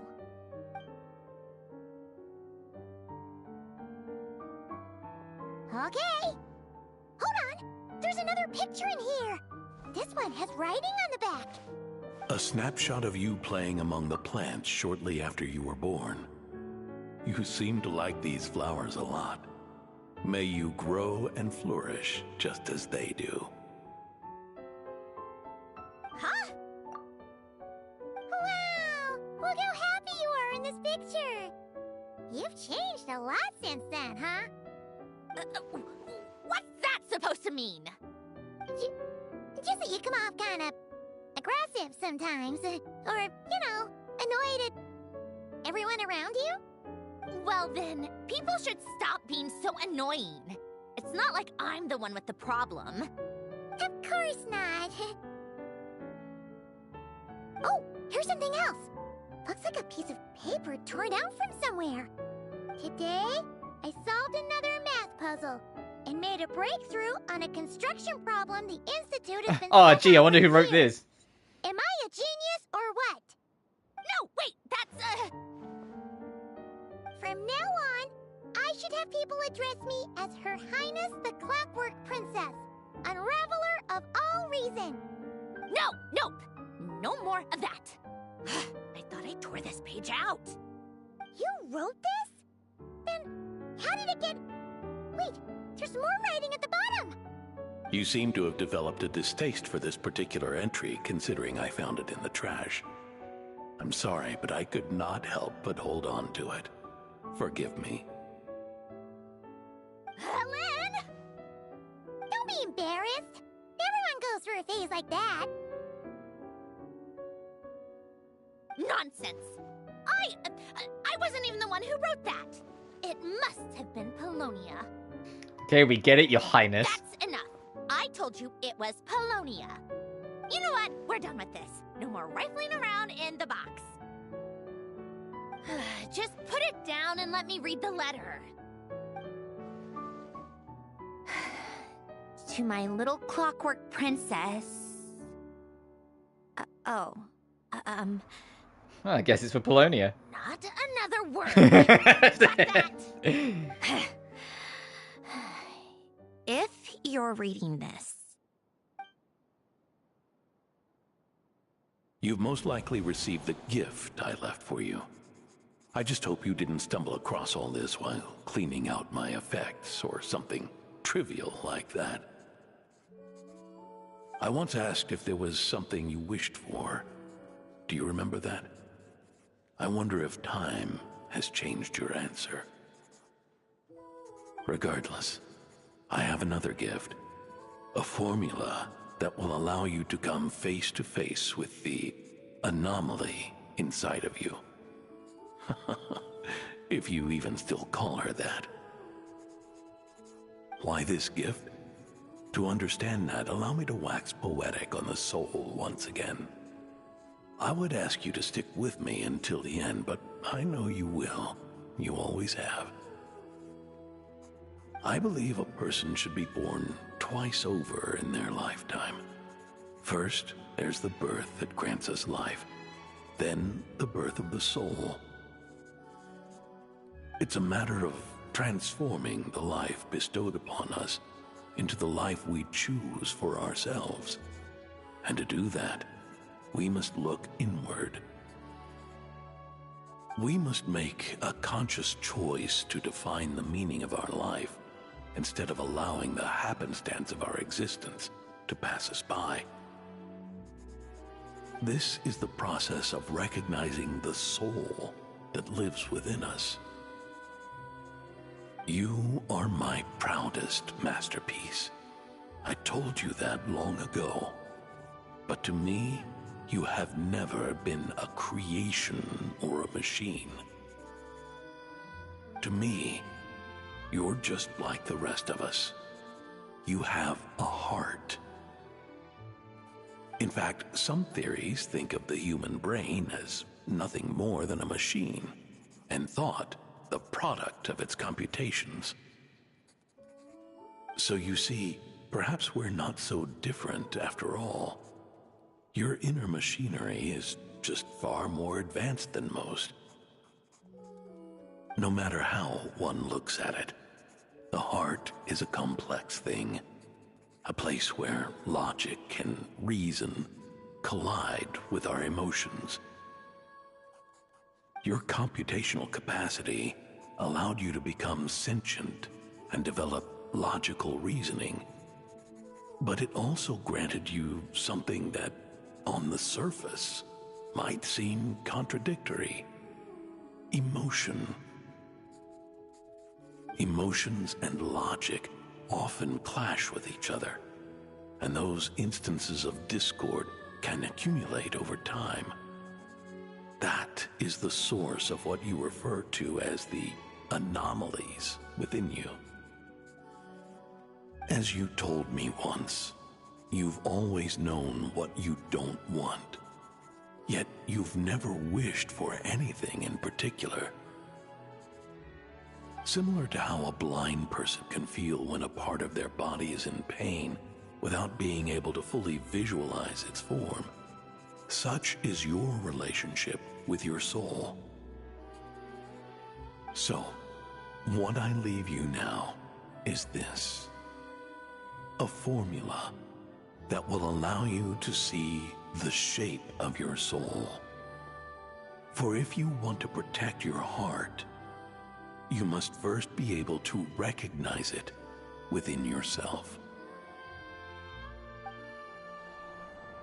Of course. Whether you use it is entirely up to you. You are, and always have been, free to do as you wish. Regardless, whether by my formula or some other means, I trust you will know your heart one day. You always were a fast learner. And the smartest person I've ever known. Ellen. Oh. You alright? I'm fine. I've already figured out how this formula works. Let's get out of here and then we can use it. You made up your mind already? You're gonna do it? Why wouldn't I? Resolving the anomalies within my core is the reason I came here in the first place. Need our help? No. I can do this on my own. But, do you want to watch? What do you mean? I already know what anomaly I need to resolve. Like Alen said, she's an amalgamation of all the times my logic algorithms have clashed with my emotions. And by resolve, you mean that literally, or...? Yes. But if you, let us in like that, wouldn't that mean letting us see a bunch of your, you know, inner thoughts and secrets? If what Alen said is true, then I'm about to be... born anew. Or whatever. This is your chance to be lucky enough to witness it. Besides, you already read my whole diary. When it comes to keeping my innermost thoughts to myself, well, I think that ship has sailed. Fair. You're really sure about this? How many times do I have to say it? I finally let you in as, friends, and you want to question it. I'm not gonna offer a second time. Then we'd be honored, and thanks for saying that, Sandrane. Enough with the mushy stuff. Just follow me.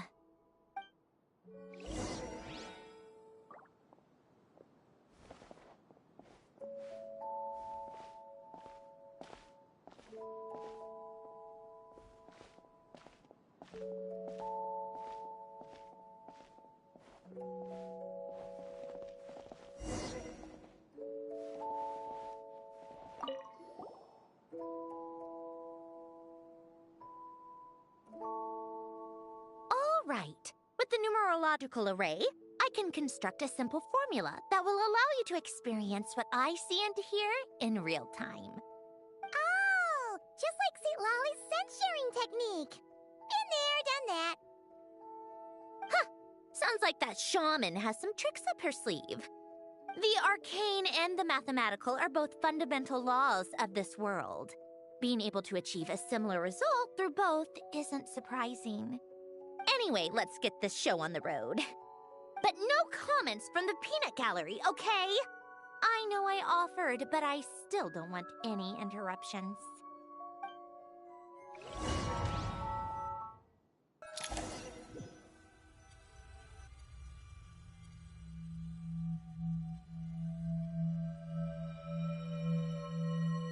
Is this my heart? No, it's probably just the result of Alen's formula. A space dedicated to resolving anomalies. Huh. But it looks like the walls are all... mirrors? You made it. About time. Is that me? From the past? You just spoke of anomalies. Well, here I am. What happens when emotion contradicts reason? Shall we sit down and talk?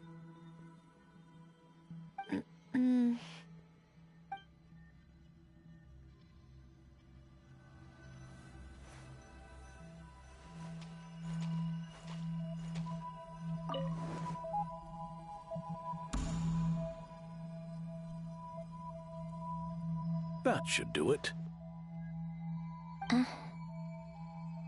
Hello? My name is Alain Guillotin. Can you hear me?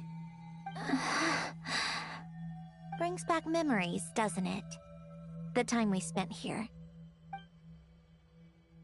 Here. I want you to have this. A notebook? You can use it to write things down. I don't need to write things down. I have unlimited memory. Even so, some things are more important than others, right? You can use it to write about the things that matter.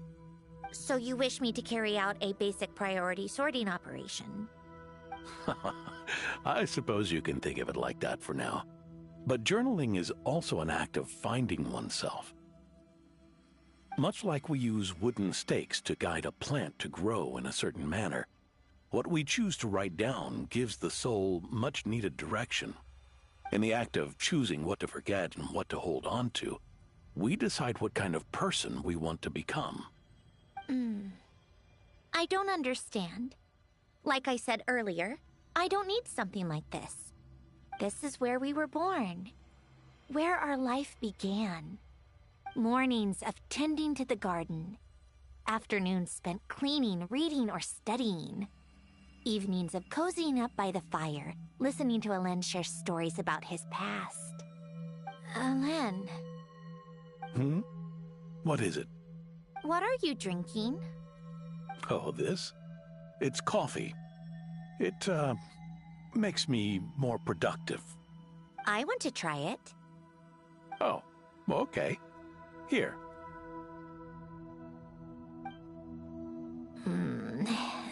Bitter. Speaking of, why did you design me with senses?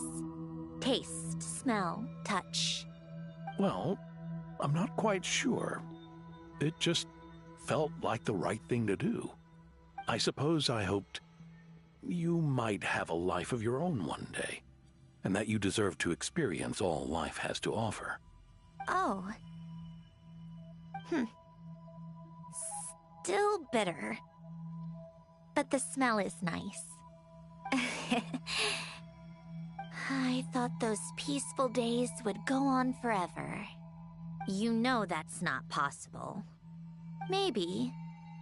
But how was I supposed to know the end was just around the corner? That was just bad luck. Was it? Well, it certainly became a pattern, now didn't it?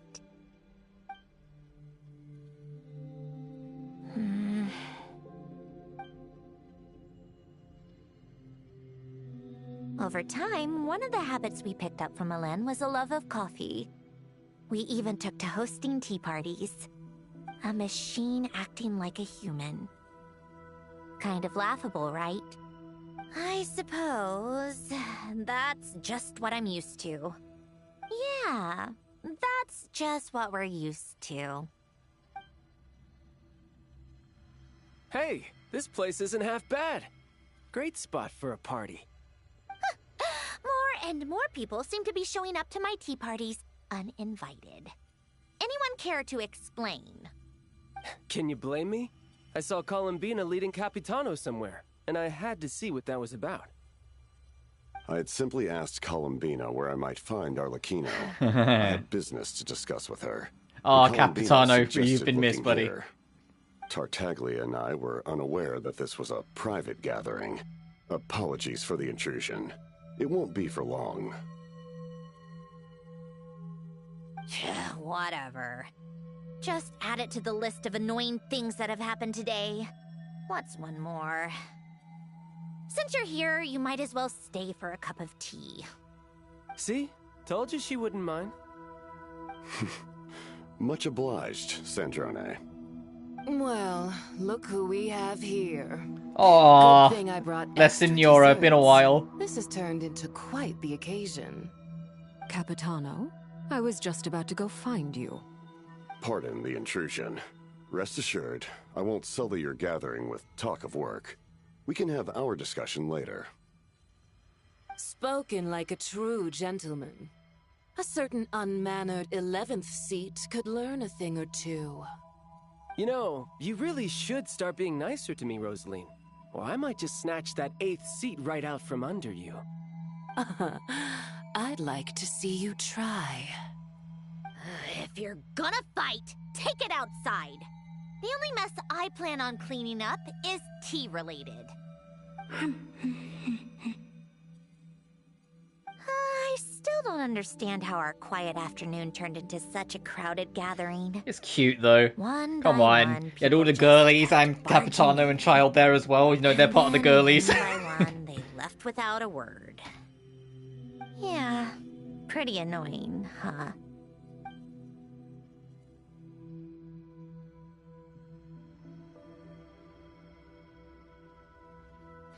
Oh, this is from the festival. Playing with Columbina. When she got bitten by the machine, like, every time. Of all my days with the Fatui, the times I spent with you, Arlecchino, and Rosaline, they were my favorite. Goodbye, Sandrone.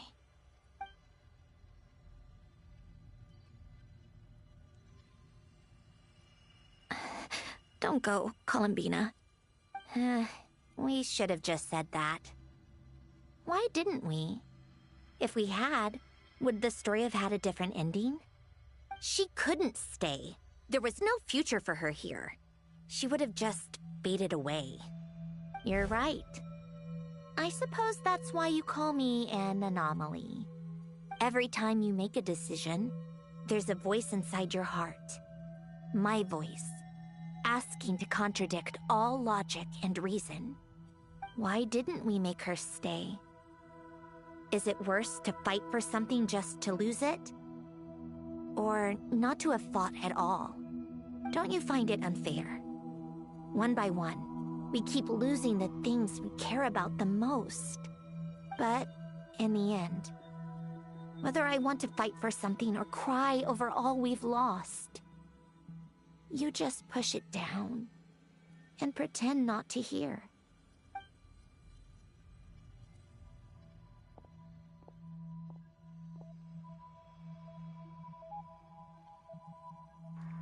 Oh, meanwhile, next time was the Dottore fight.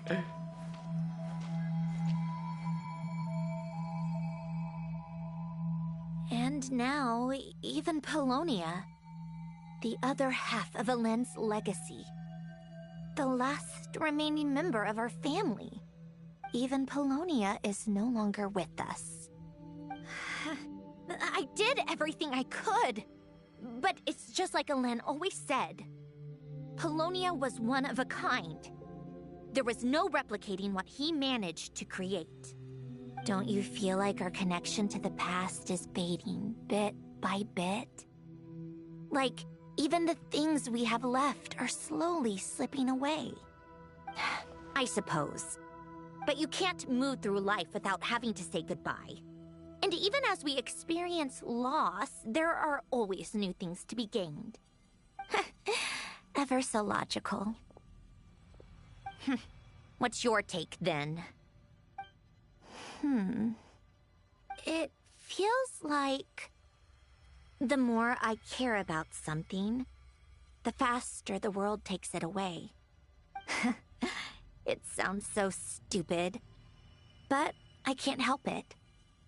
That's the hand life has dealt me time and time again. Why even fight for something that's just going to be lost in the end? Better to never have had it at all. Better if it would all just disappear. Dark, I know. But the heart wants what it wants. Maybe the stellar linchpin appeared because of me. Because of what I wish for. I don't think so. Yeah, probably not. What an anomaly wants goes against all logic and reason after all. Well, go ahead and do what you came for. You're here to resolve the anomaly, aren't you?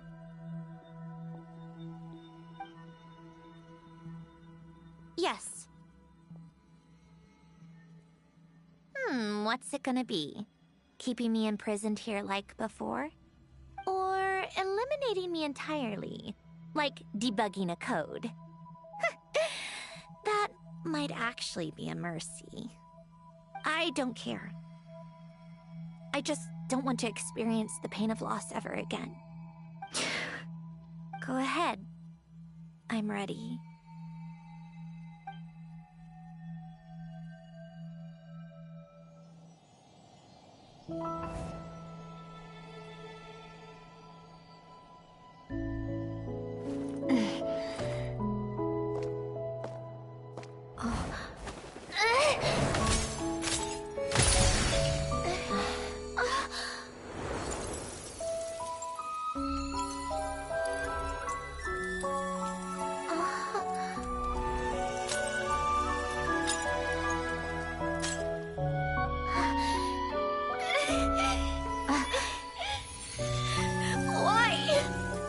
Why do we keep losing everything we care about?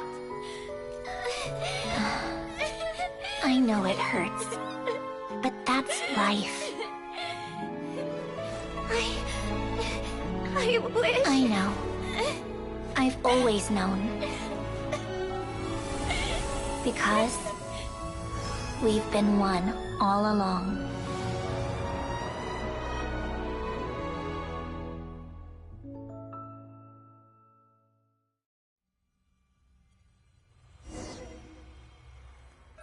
To be fair, it's always been noticeable on Sandrone. I think it was Luna 2.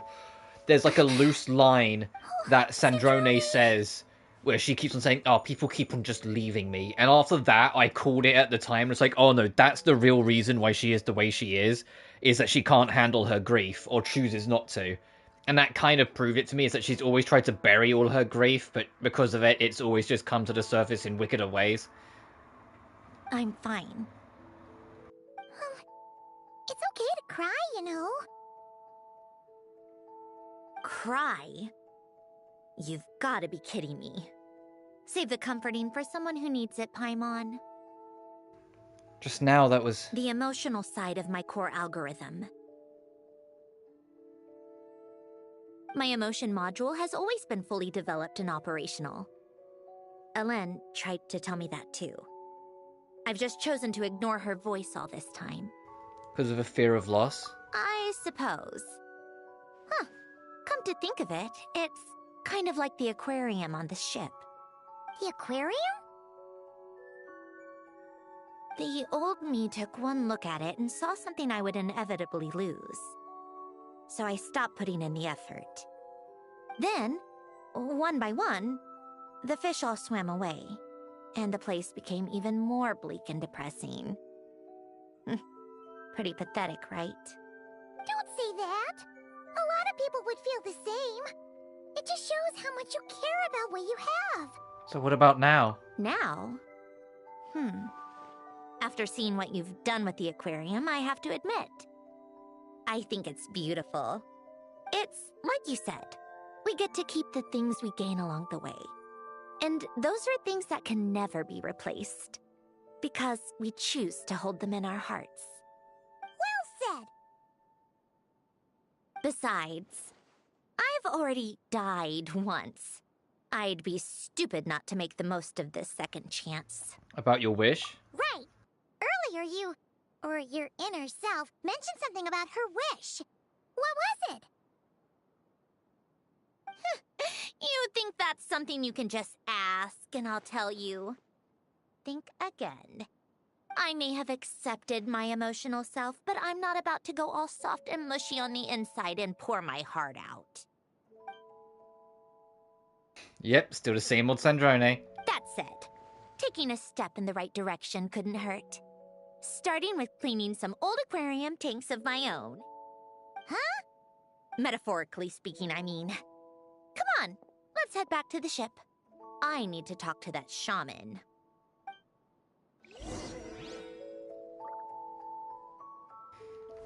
Yeah, you need to go talk to Columbina is what you need to do, Sandrone. That's the cleaning up.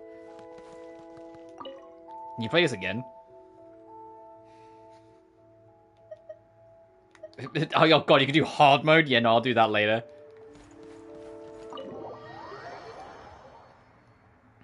You can see how I did normal. You keep up the same idea. It just, you know, takes a while after, once you get through it.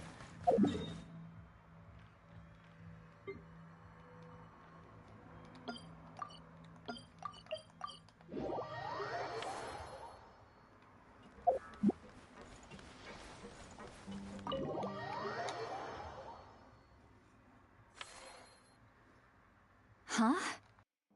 Resentful lost souls? You couldn't get comfortable sleeping near the Opera Epicles, right? Well, I bet that's why. The Fountain of Lucine is where all the water in Fontaine gathers. So that's where the emotions within the water converge as well. Hold on. If it's souls we're dealing with, feeling uncomfortable should have been just the beginning. I should have been able to hear their voices or something. And under normal circumstances, I'm sure someone of your talents would have. The problem is, these souls are no longer complete. Remind me how they ended up like that again?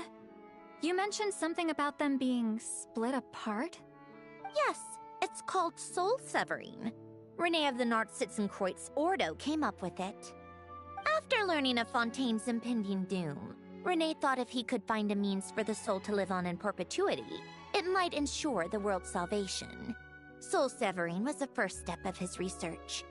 Unfortunately, his theory of the four orthants was imperfect at the time, and a failure along the way caused his physical form to dissipate. Jakob, another member of the Nartsitzenkreuz Ordo, sought to carry on Renee's legacy and restore his physical form. He even used some of the people who stood in his way as test subjects for his research. By severing their souls? Yes. After Renee successfully awakened, the two continued their research, and all the severed souls ended up merging into Renee's consciousness.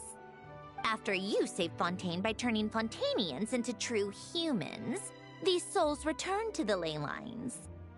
But the souls severed before Renee awakened had nowhere to go, doomed to forever wander the waters of Fontaine as listless spirits.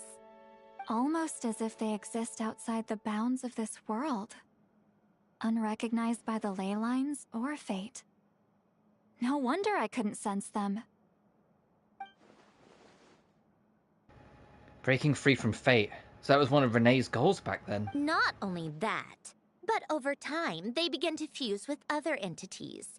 Their inner resentment lured in all sorts of evil beings, which corrupted and defiled them into nothing more than accumulations of filth. But the full transformation must have been recent. Otherwise, the Udex surely would have noticed. Wait, no, he must know already. That would explain the underwater Melazine patrols. No wonder I kept running into officers from the Mara Chaussee Phantom earlier. In that case, let's go find Nervalette and we can sort it out together. No, not just yet. Why not? For one, the diplomatic castle alone would be a nightmare. Even though I haven't reported back to Snezhnaya yet, I'm not planning to leave the Fatui anytime soon. Besides, with me here, success is a done deal. Involving other people would just complicate things. All I need is for Miss Citlali to help pinpoint the location of this monstrosity. Think you can do it? With my eyes closed. This is what I do. I'm a lot better at it than manning a desk, at least. But, how exactly do you plan on resolving this soul stuff? Even to me, there's no obvious answer. Seems pretty complicated, all things considered. Just trust me. I have the perfect solution. Oh, all right. If you're that confident, we'll follow your lead. Why the sudden interest in helping Fontaine with this, Androne? You never knew Renee and the others, right? No, I didn't. And you're right. This problem has nothing to do with me. I wouldn't get within 10 feet of the Narcitzenkreuz Ordo or its members. But in his later years, Elen told me he regretted not helping his best friend when he needed it the most. He also felt sorry towards Marianne for being too lost in his mechanical research to look after her properly. If he were still with us, I think he'd do the same. He might have a few choice words to say about it, but even after everything, he wouldn't leave his friend's mess for someone else to clean up. Friends shouldn't hold grudges or leave behind regrets. Fixing what happened between him and Renee was one of his greatest wishes. All I'm doing is fulfilling it in his stead. You know, you really do seem a little different now. You mean everything that just happened wasn't for nothing? Why, thank you for pointing out the obvious, Paimon. Giving those aquarium tanks a good cleaning, huh? Just washing off the grime of the past. Turns out, a lot can build up after being ignored for so long. What's this about aquarium tanks all of a sudden? They go off on some grand adventure and what? Now they Oh, have for their God's own sake. private code? Citlali, no, it's not what you think. Stupid. All right then, Citlali. Tracking this thing down is up to you. Huh? Oh, right. No problem. You get this, Granny Eatsley! You got this, Citlali. You. Come with me to Hotel de Boer for a drink. Right now. Why? Why? Because I said so. Miss Guillotin, I'll report back on the location tomorrow morning. Just need a drink or two first to bolster me up. Well, don't let me keep you. All right, you. Time to go. I've got scores that need settling. Huh? Yeah, that was... She's got too suspicious and she needs to interrogate us. That's hilarious.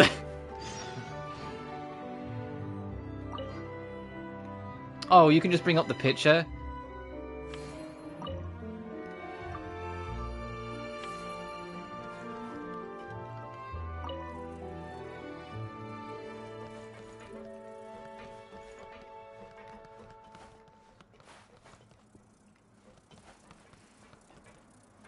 Cute.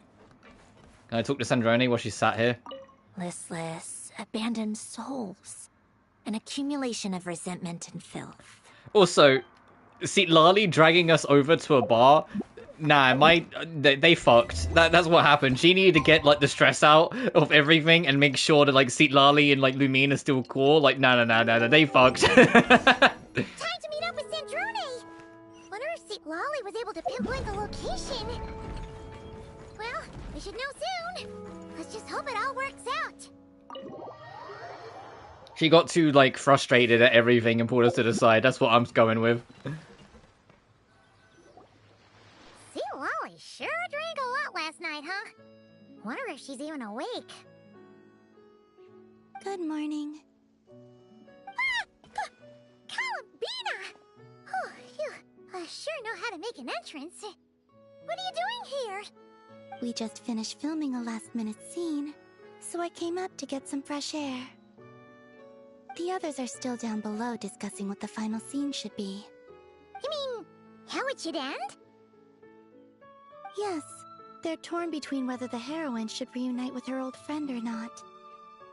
Ah, because the whole point is that she came to her friend's homeland to search for her, right? Oh, Paimon almost forgot the plot! Yes. Director Farina and Miss Chiori think a tragic ending where the two never meet would be more poignant. But Director Xavier thinks having the two reunite would make for a more touching and heartwarming ending. What do you think? Me? I'm not sure. On a personal level, of course I want to see her again. Of course I want to experience that moment where we reunite. Even if it's just for the cameras. But that means an actor would have to take her place. And that makes me feel... Oh. Don't stress about that for now. Huh? We can't tell her. No one's so worried. Making a film is supposed to be fun. Besides, it's all gonna work out. You can trust Paimon on that. Work out? How? Well, you know. And they'll get tied up in a nice little bow. You'll see. Yep, exactly. Okay, I trust you. I'll just focus on having fun for now. Well, well, look who we have here. Traveler and Paimon. Oh, the lighting specialist and clapper loader that never were. Yeah. We kinda went AWOL, didn't we? Sorry about that. Seriously, don't worry about it. Everything's going smoothly on our end, so just do what you need to do. We'll definitely make it up to you. You seem to be in better spirits now, Miss Columbina. I apologize if our earlier discussion put you on the spot. It's okay. I'm fine now. The Traveler and Paimon talked me through it. So, what are your thoughts on the ending then? Should we have them reunite, or not? We should tie everything up in bows. Huh? Get close enough.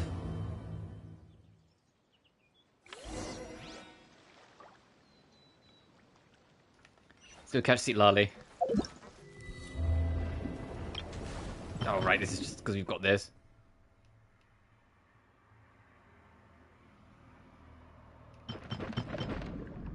Beat the side event commission long lost masterpiece.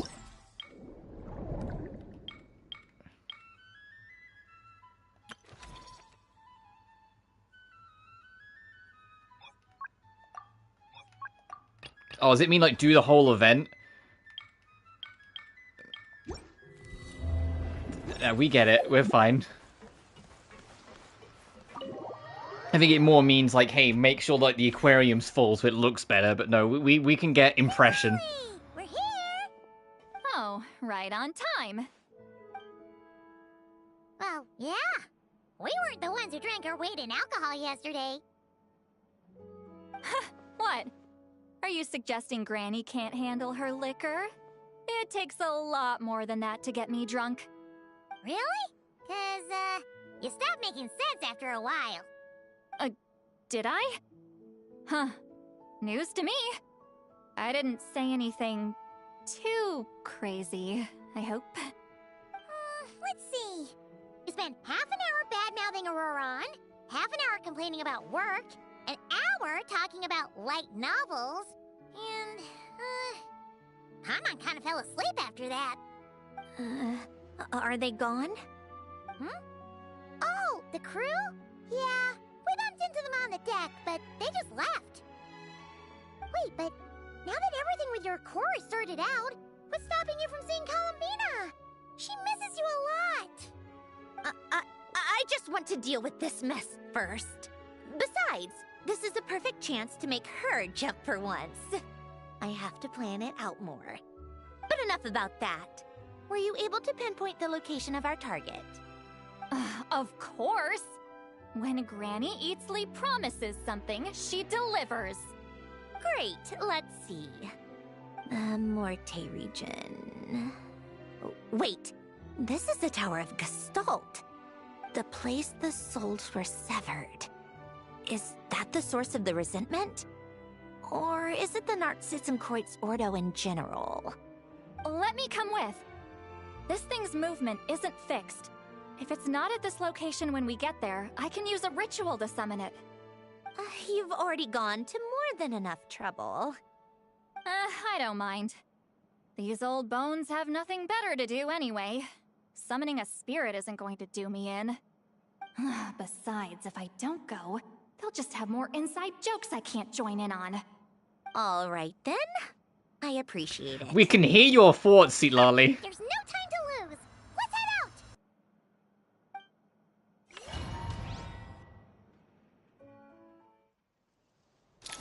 out. Oh, yep, Citlali's here. With her giant dress. It kind of almost makes her look like a fish when she's swimming with the dress.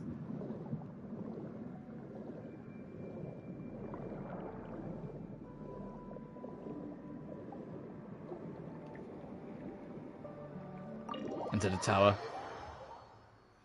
Huh, no sign of it so far. Should I start the summoning ritual? Oh, did it mean, actually, no, it said side event. Did it mean that's in doing the world quest for Fontaine? Because we've actually been here before. That makes more sense. I can't remember what that world quest was called. It's been years. Of course. Alan and Renee both saw the future that awaited Fontaine, and even shared a few methods for waterproofing buildings. The principle behind it is, not important. Just unlock the mechanisms in the order I tell you.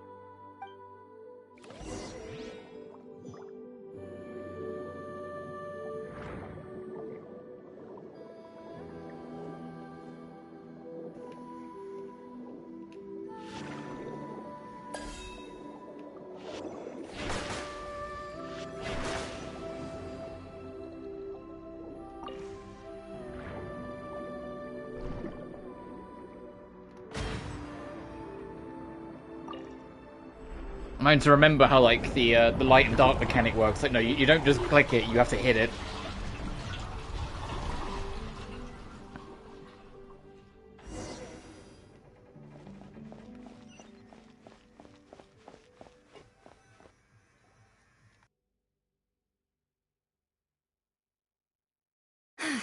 Ready? Yeah. When this thing appears, I'll try talking to the souls inside. But more than likely, they've already been driven to madness. If communication fails, we'll have a battle on our hands. In that case, Paimon better find a hiding spot. If a fight does break out, I should be the one to deliver the final blow. Trust me on that. Understood. All right, I need quiet. Wandering spirits, drifting along the tides. Hear me now. Broken souls, silenced, torn apart, and forsaken. Follow the traces of the past, and return to us. Let resentment recognize resentment. Let vile entities be drawn together. And in this place, take form once more.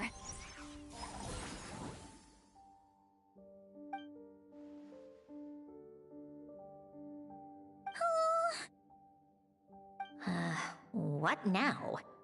Is that it?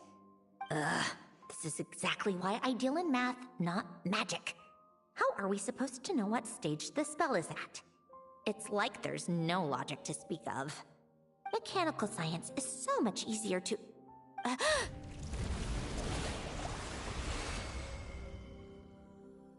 Watch out! Oh, shit. Hey, you! Or whoever's inside of you. I need you to listen to me. I'm a descendant of Fontaine's Lord Artificer, Alain Guillotin. I can make you whole again and return you to the ley lines. You just need to work with me here.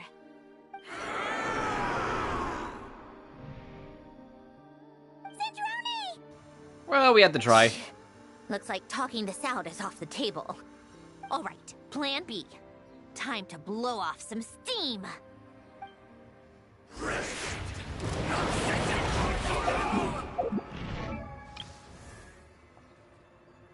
Jesus Christ! 3,000? I just want to see, like, what...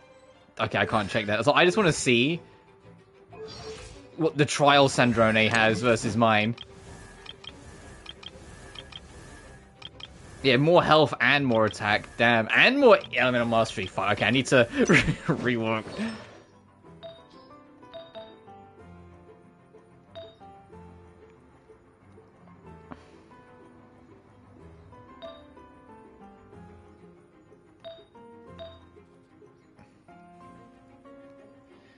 I might replace this piece at later on if I can with crit damage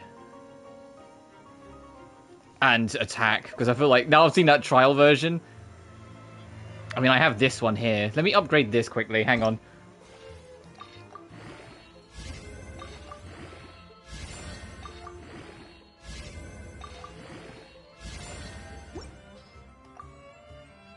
Oh, fuck. Wait, well, lock. I get that makes sense.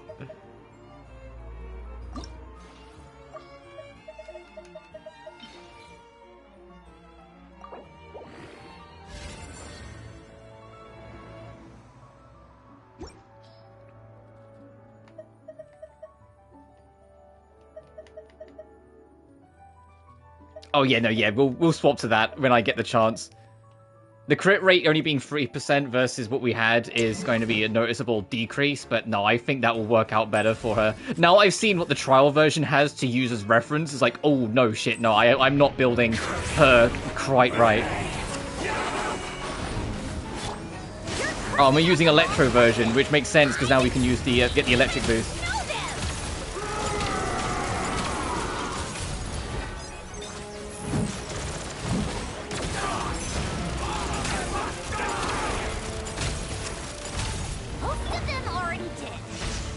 Still have a chance to return to the ley line and reunite with your family. Just work with me here. Aw, I was trying to get him fucking annoyed at it.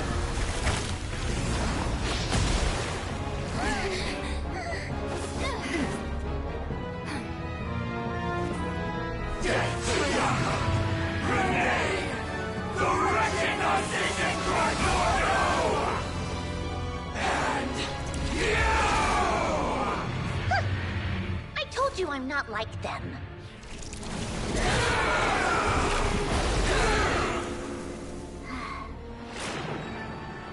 I'm stronger. Inverted. World formula.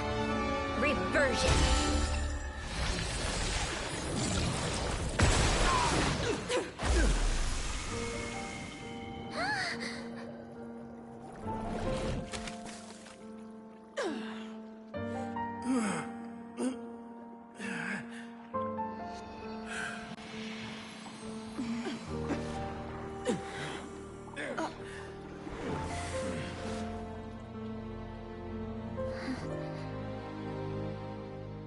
Be at peace among the tides. Lost souls.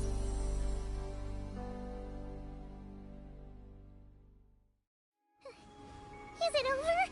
Yep, told you it'd be a piece of cake. Citlali's thing's still active. That back there? That creature was nothing special. Add a bunch of souls with nowhere to go, a touch of malicious energy, a few impurities, and a whole lot of resentment, and that's what you get.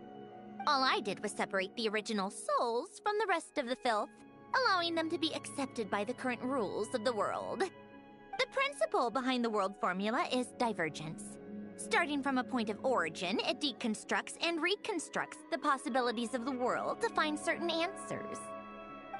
So, it would follow that reverse calculating the world formula allows us to achieve convergence and restoration instead. Using a numerological array, I was able to do just that. It's similar to the concept of homological reduction in mathematics. I reduced them to the basic fundamental essence of their being without changing their underlying nature. That meant... never mind. Judging by all the blank stares, I'm guessing you don't actually care. I think I finally understand how Outlanders feel when I ramble on about shaman stuff. Point is, it was super impressive! You really are amazing, Sandrone! You're just realizing that now? Why don't we just shuffle in with the thumbs up? I'd expect nothing less from the Unraveler of all reason. Ahem. Enough about that. We should get going.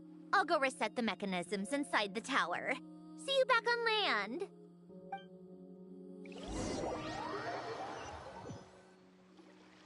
Well, that's one old mess for the books. Glad to have that over and done with. Feels nice to do a good deed every once in a while. You helped everyone out a bunch and not cry too. Kinda seems like you're just a good person at heart. I wouldn't be so sure. I'll be heading back to the Fatui soon enough. You two are too trusting sometimes. Well, at the very least, we know we can trust you. Fine. Just don't say I didn't warn you when it comes back to bite you.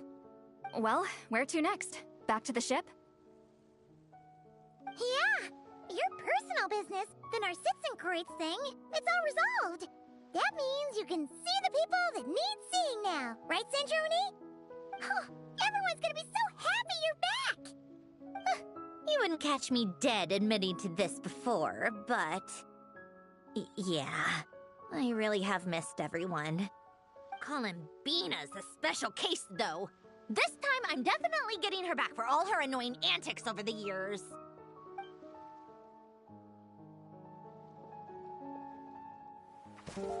She'll sense me coming from a mile off. How am I gonna...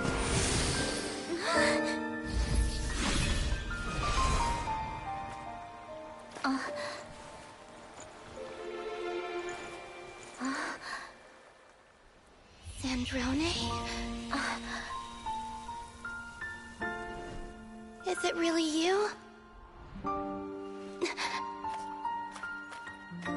You're back? You didn't tell me. You avoided me. Why?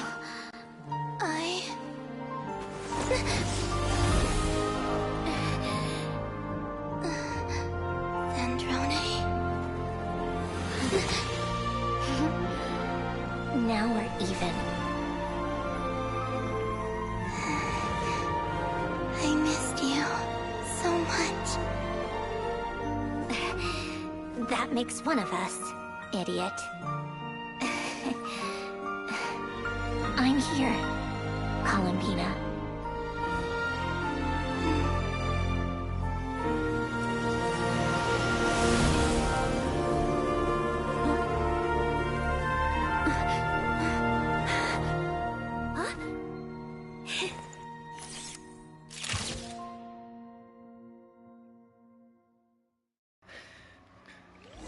Oh, I wasn't going to talk during any of that. That was beautiful.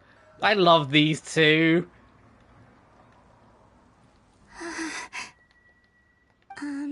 Sandrone. She's not going to let go of you, Columbina. You're stuck like that for a minute. This has been months in the making.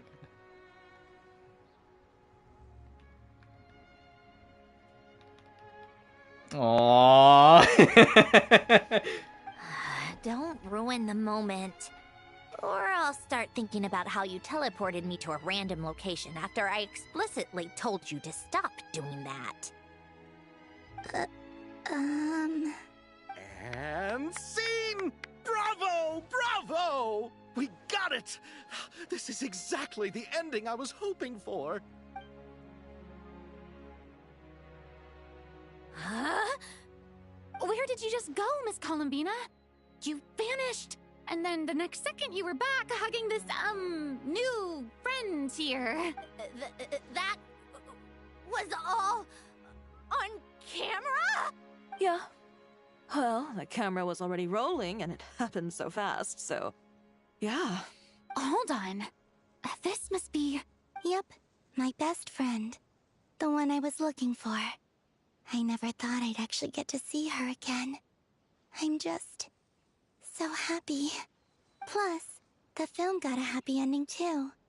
It's all thanks to you, Sandrone. And this is the first time that Sandrone would have been able to see Bina's eyes. That her eyes are open and glowing. This is beautiful. Sandrone? You couldn't stop being annoying for 1 second? Columbina!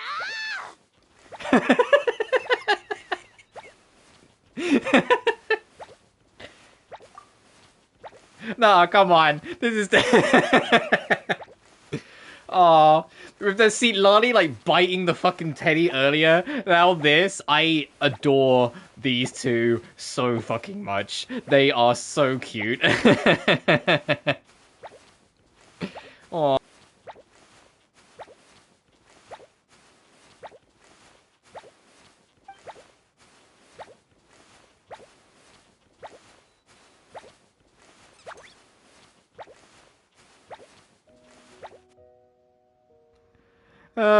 This event's so good. I'm glad this is permanent, because this is fucking adorable. I also like that they kind of wrapped up the Nuzzers and Krites quite nicely at the end there as well. Oh, we're now going to get to watch the film? Okay, this will be funny. You get to see my dogshit lighting at the first act.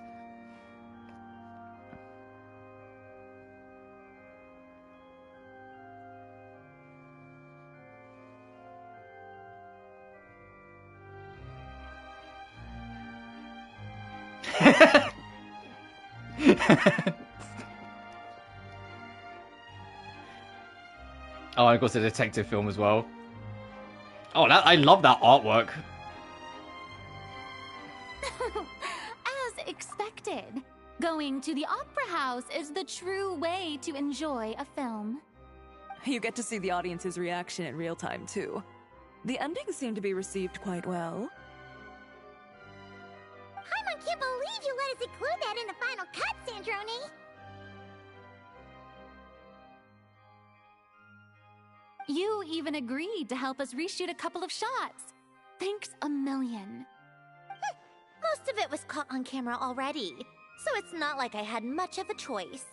Besides, the film I'm in is going to be anything less than perfect. That's that's the look. That's a look of love. I think it's the happiest Columbine has ever been. What are you laughing at? Nothing. It was just interesting to see us on screen together. I'm glad this moment is going to be preserved forever.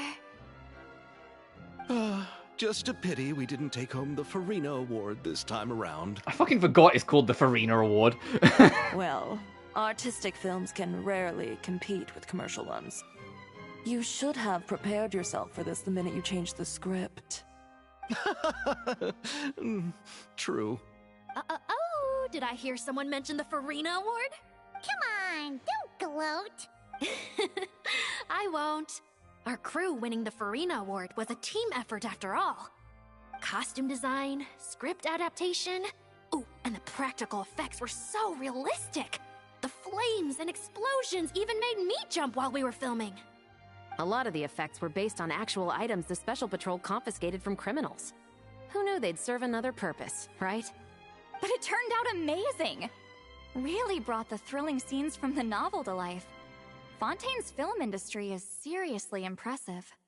Which film did you vote for, Citlali? Isn't it obvious? Great Detective Hurlock, of course! That's the whole reason I'm here! You all should be proud, though. A lot of critics are saying really good things about your film, too. Longing and loss? Searching for something even after it's gone? It's a film that makes you think about life, and how important it is to explore those themes. Well, that is what the art of storytelling is for. Watching a film with friends is so much fun! There's so much to talk about! Ooh, let's throw a celebration later then! We're all old friends! Oh, we could find a place and chat to our heart's content! How about the Winglet? That's perfect! Friends and family are more than welcome too. So if you want to bring people, don't be shy. You all can head over first and make yourselves at home. I'll bring over some refreshments in a bit. I just have one more stop to make first. Can I come? Us too, finger point. Fine.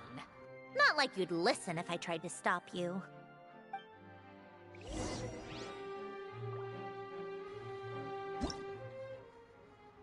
Oh, right, it's telling us about stellar conduct, and now we've activated it.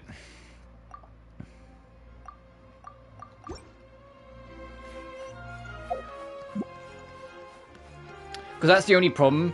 Like, Sandrone can't activate stellar conduct in my team because there is no electric unit. So she's more there to just be, like, cryo coverage and support unit. Also, now that I've got a second, hang on.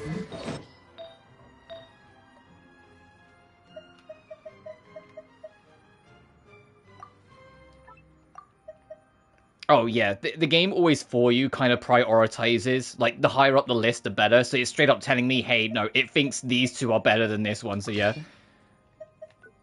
I'll unlock that because I'll get rid of it later.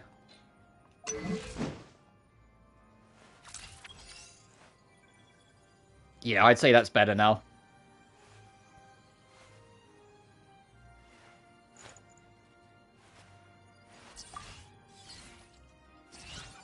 The crit rate's a good even 50-50 though. Ooh. No, I think that is better as a whole.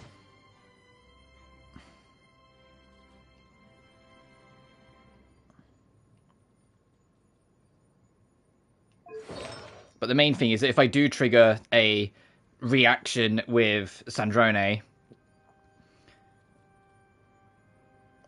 she gets a crit rate boost. So that's what will cover that. But I imagine as time goes on, they'll, because it's linchpin characters have this stellar reaction, there will be more. I also do know the routine with her. It's why they put the charge attack on L2, because you're going to be using it all the time. You get the charge until you're nearly full, and then swap to this, because this speeds up the cooldown of the charge attack. And when there's enemies in the field, she will do a couple shots with it as well, so you alternate this, basically, once everything else is done.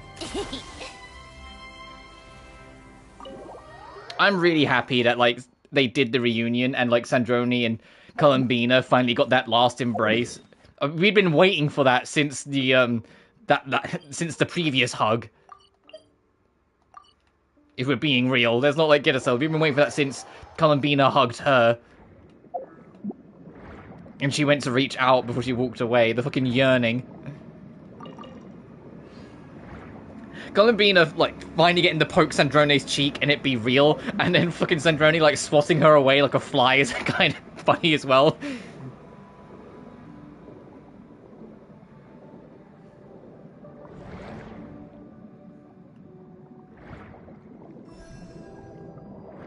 The two of them are genuinely really cute, but I think I know where she wants to go.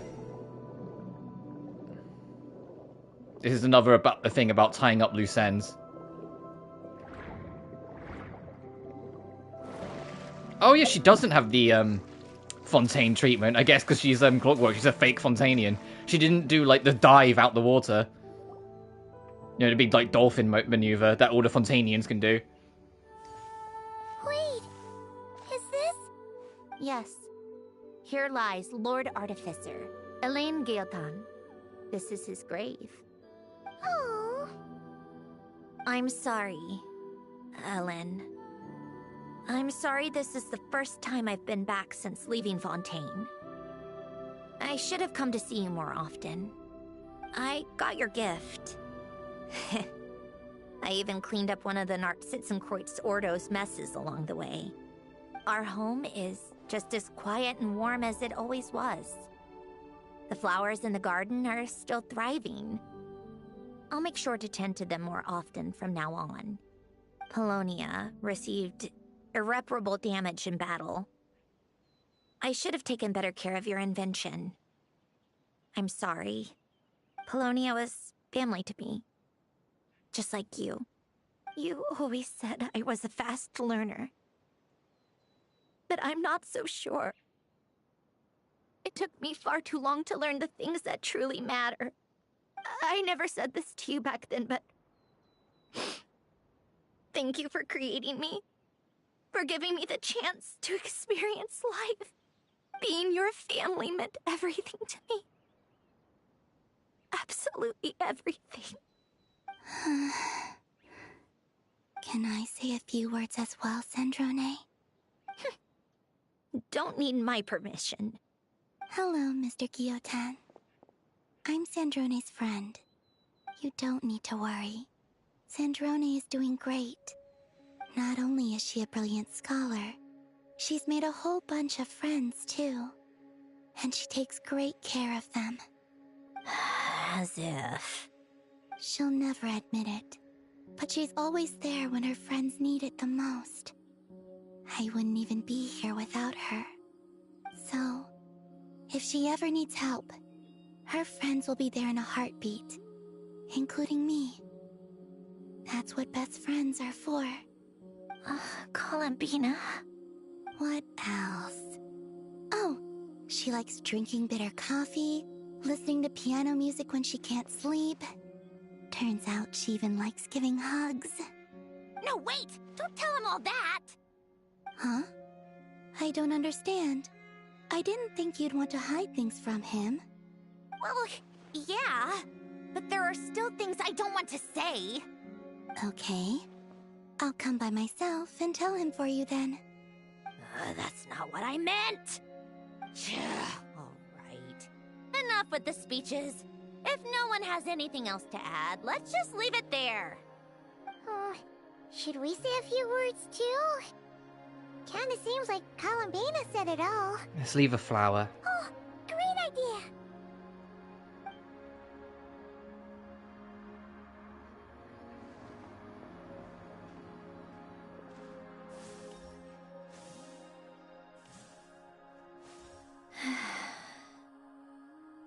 Goodbye, Ellen.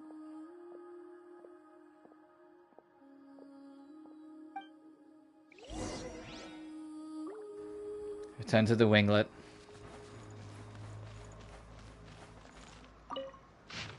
Here lies Elaine Guilten, founding director of the Research Institute of Kinetic Energy, Engineering, White Caviar Protection, and Lord Artificia.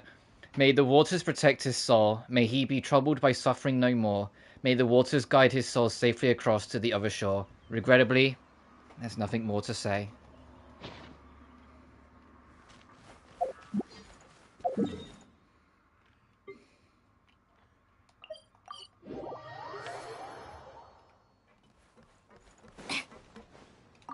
Aww.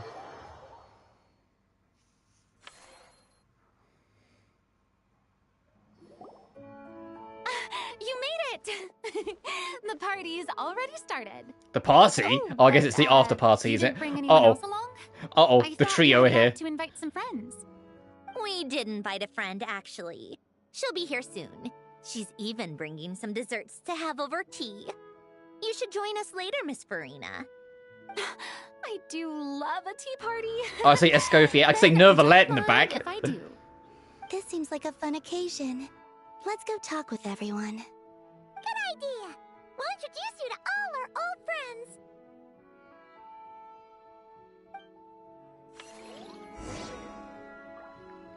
Talk to everyone.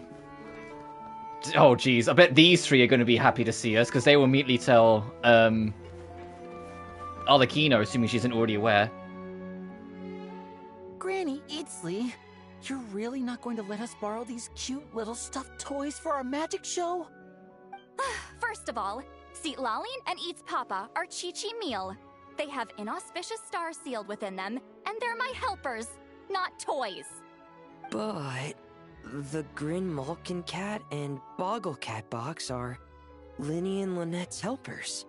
And they still make good partners on stage. Agreed. We've never had a Chi-Chi meal pop out of our hats before. It would be quite the surprise. I think the audience would love it. If this was the Masters of the Night Wind... Oh, they like this animation, huh? That's the second time they've done that. Let alone pester me like this. I'm terrible at dealing with requests like this. Oh, Traveler, quick, save me! So Granny Easley's made some new friends. You think you're so funny. Lady Sandrone. Lady Columbina. Hello. Don't look at me like that. I don't have any mechanisms for you to break. Why do you sound disappointed? Don't be fooled by my sister's demeanor, Lady Sandrone. She's just as delighted as the rest of us to have you back. Well, I suppose when I'm not so busy, I could find some time when Arlecchino is around and bring over a few gifts to the House of the Hearth. You're too kind, Lady Sandrone. I'm sure just your visit alone would make Father more than happy. I just need to borrow them for a bit. I'll pull them out of my hat, give them a quick hug, then give them straight back. When did hugging become a part of it? Oh! I could lend you Pear, so you have something to hug in the meantime. He gives really good hugs. I don't need something to hug in the meantime. The issue was never the hugs. How about this? You can have 2 VIP tickets right next to each other. Excellent view. Right next to each other?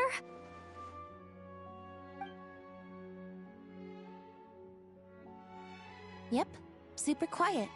No one will bother you. I'm sure you'll have a great time. Fine. So easily convinced. I'm guessing it's already been, like, sent out then, because these guys, I was expecting them to kind of react to seeing Sandrone, but I'm guessing they've already been informed that Sandrone's alive. Assuming they were even informed she was dead, now that I think about it.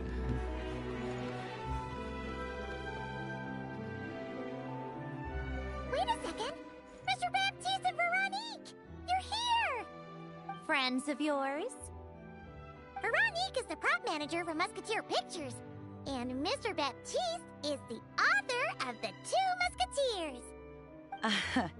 Yeah, former prop manager. Now we're just two criminals serving our time. Oh yeah, right, forgot about that. How you been? Thanks to Duke Risley and Nurse Sijwin looking out for us. Not too bad, actually. You make it sound like I'm giving you special treatment. I just think the method of justice you chose to pursue is one people can respect. You are far too modest, Your Grace. The only reason we were even able to come to the surface for the festival is because you fought for it. It's also just good for the physical and mental health of the prisoners in general. Anyway, I suppose I have you to thank for keeping the Wingalet in such good shape. I never knew she could look so striking. I didn't do anything special. It was mostly the Traveler and the others. Don't sell yourself short, Miss Guillotin. You are the current captain, after all. In light of that, I have to ask, do you mind if I leave up some of the installations so the people back at the fortress can also enjoy the aquarium? Huh? Like I said before, I just think it would be good for the inmates who clean and maintain the Wingalet to see their work put to good use. Besides, maintaining an aquarium is sure to be a lot more interesting than scrubbing rust off the walls and deck. Of course I don't mind. I'm grateful you even want to keep it. Great. Then it's decided. That's amazing, Sandrone. We should go hang out at the Fortress of Meripede later, then. You do know. Yeah, I was about to say, you realize you technically invited her to go to prison. I love these two.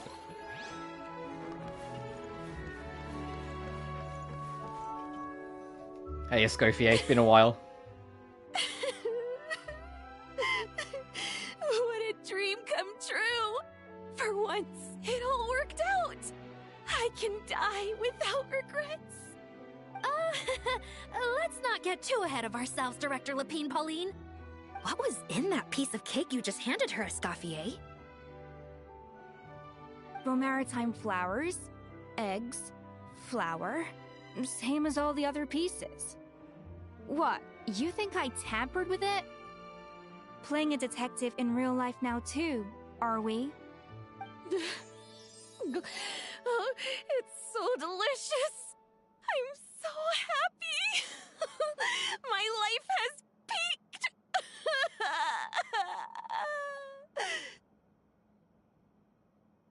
Miss Lapine Pauline, look who I brought! Master! Wait, what happened to your face? Why are you crying? Never mind my face. Here, let me introduce you. This is Miss Charlotte and Miss Escoffier. Things are sounding lively over here.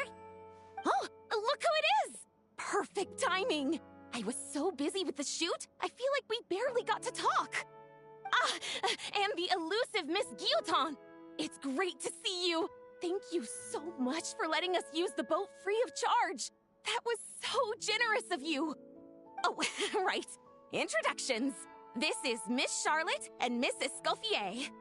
That's kind of you, but I didn't really do anything. If you want to thank someone, it should be the Duke or the people who keep the boat in such good shape. Right. I'll head over in a bit and do just that. Miss Columbina? Yes? Could I interview you sometime?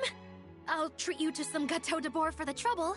There's only a limited amount available each day. Oh, but it's an absolute must-try when you're in Fontaine. Oh, sure. Bold of you to use my own cake as a bribe right in front of me. You know what? When else are we all going to be together like this? Come on, everyone! Grab your drinks!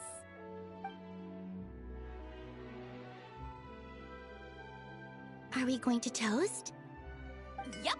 Come on, come on, come on! Sunday!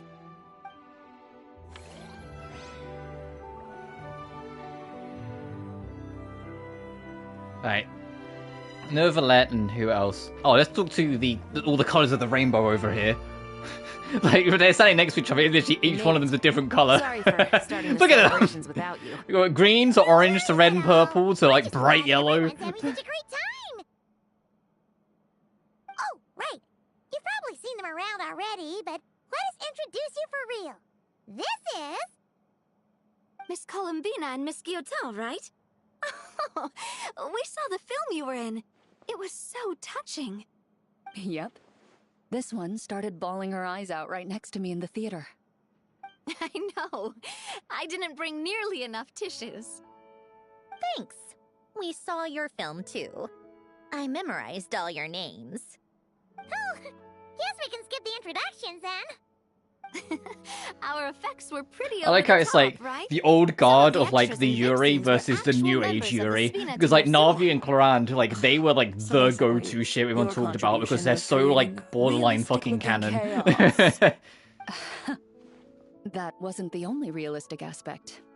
Miss Chevres and Miss Emily were also kind enough to lend their expertise on criminal investigations and forensics. Oh, it was nothing. I was just honored to take part and help out. Emily was just like, I'm just glad I was remembered. Because she was very much kind of just like put on the wayside. She had a very unfortunate circumstance. She hasn't got it as bad as fucking Heizo got it back in Inazuma of being a late late character added to a region. But like, boy howdy, did she kind of get swept under the rug. Here we go again. That sounds interesting. Yes! Persuasion successful! What about you, Miss Guillotin?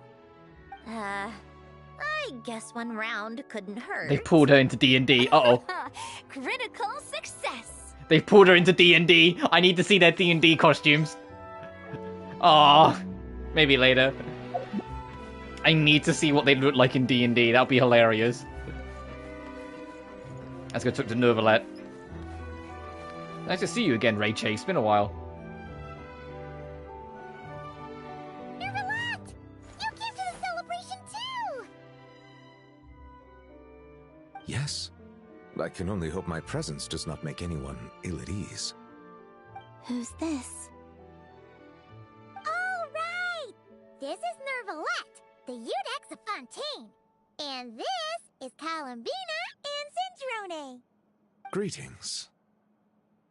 Hello. These two must be the Fatus and former Fatus related to the recent incident in Nodcry. I read about them in the diplomatic report. The Udex? Oh, the dragon that cries a lot. Columbina. Columbina. She doesn't know any better. Well. Jeez, Columbina. That's your takeaway from all those Fatui meetings? Seriously? Is that truly how I'm portrayed in the Fatui's intelligence? You must put a lot of people in prison then. Well, it would be more accurate to say I pass judgment on their crimes. All trials in Fontaine strive for fairness and justice, so as to avoid imprisoning the innocent. So, only the people who deserve it get sent to prison. Well, deserve is quite a subjective metric, is it not? At the very least, I can promise that in every trial over which I preside, I make every effort to deliver a fair verdict.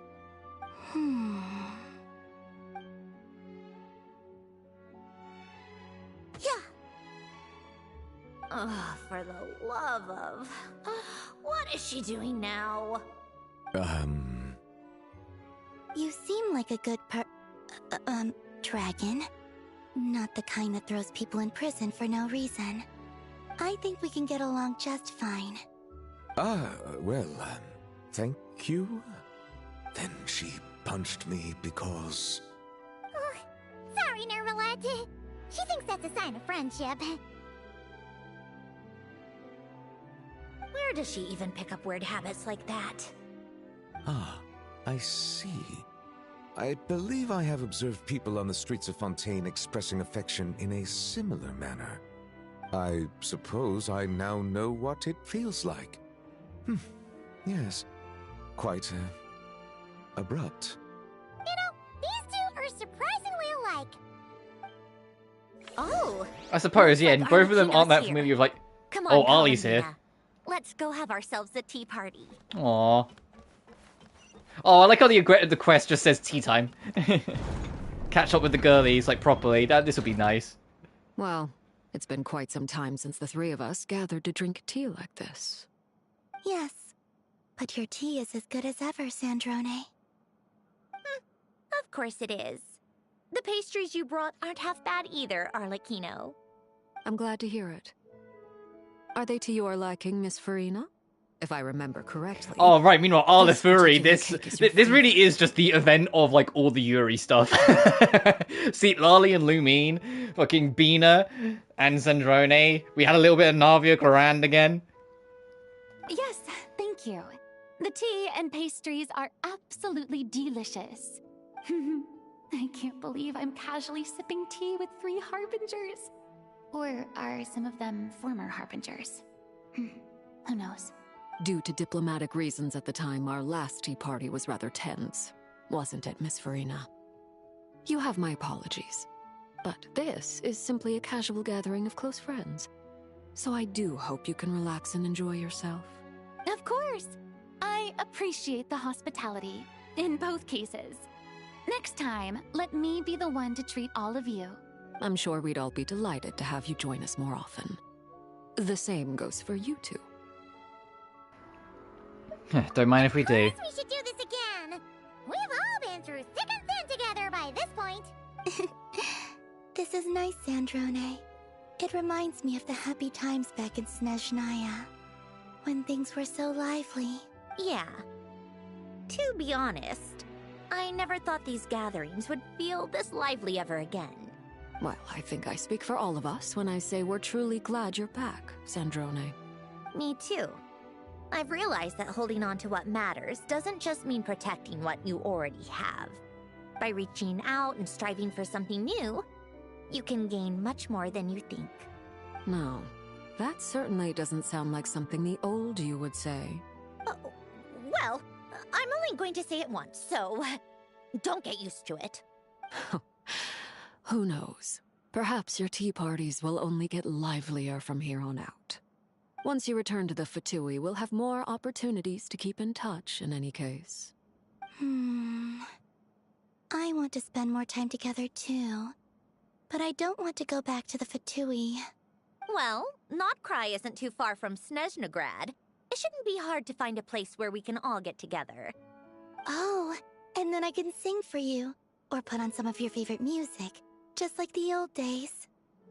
Speaking of music, I spotted a mechanical piano below deck. Is it yours, Miss Guillotin? Yes. Reclaimed, I suppose you could say. Why don't you play something for us? Huh? In front of all these people? Yes, why not? You play so well. I'd also love to hear you play. Yeah, come on! Just a little, please? For the love of... Fine! One piece, and that's it. The One Piece is real.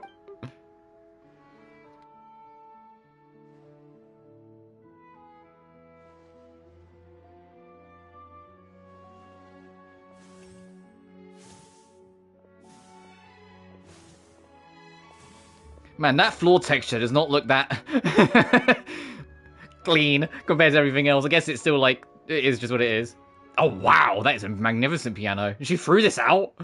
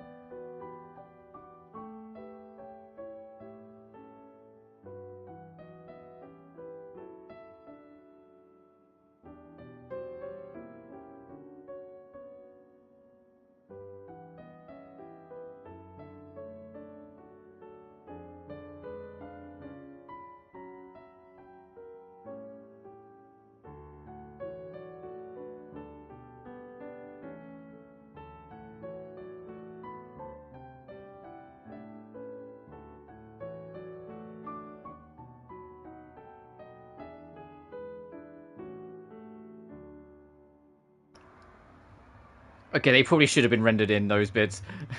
Because that's the two photos we saw earlier. But no, that was very nice.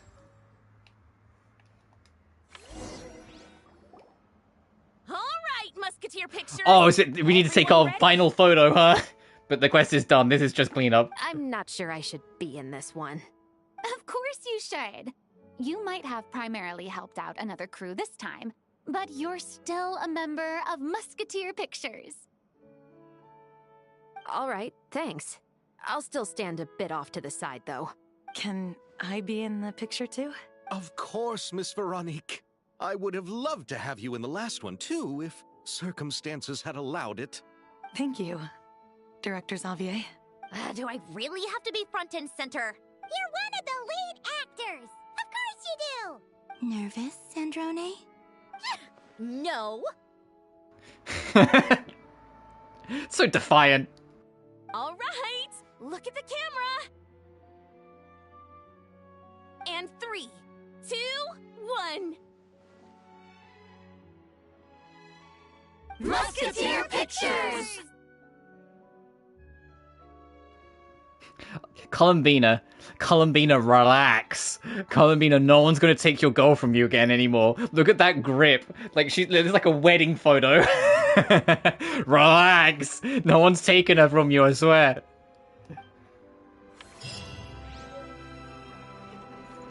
That was very nice. I really enjoyed that. It was about 3 hours as well. Very healthy length. So the actual main event stuff I will do in my spare time, but that was really fun.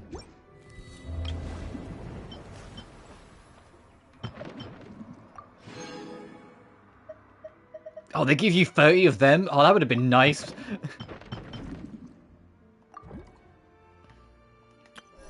And I like that it's a permanent event. Like, I'll say that the event stuff side of it, maybe not, but the actual story bit is.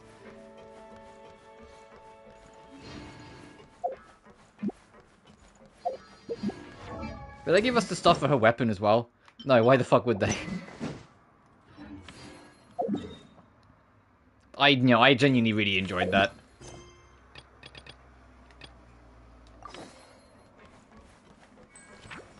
To Emmy, how have you been? I happen to have some free time, so I'd love to invite you and Paimon to my tea party. I'll prepare the tea and pastries. Just come by and join me for a chat.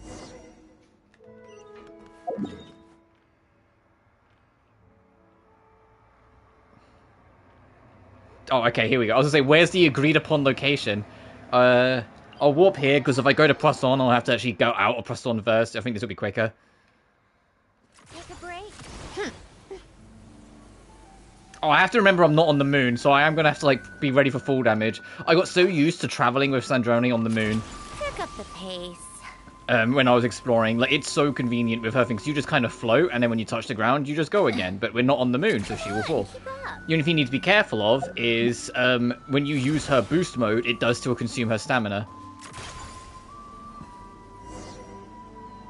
Which balances her out in comparison to Yelan in terms of, like, maneuvering around. I think she is, like, a glimmer slower than Yelan, but she can do it for longer. Because of the fact that it just uses stamina compared to, you know, the skill. And I'm still mixed on, like, the party sign-up. I kind of like Yelan and miss Yelan a lot, so I probably will have her over Lauma's spot, but then I need to kind of rethink a few things. Because with Lauma where she is, it also helps Columbina a lot. Because of the elemental coverage and Dendro and whatnot. So, like, I'm still figuring shit out. There's a chance come 7.0 that Sandrone will be in Lauma's spot. Or fuck, I might not even, like, to keep, like, no, I will. I joke, I say I might not, but I probably will. I want Sandrone in the main pie. It's just figuring out what to do with her.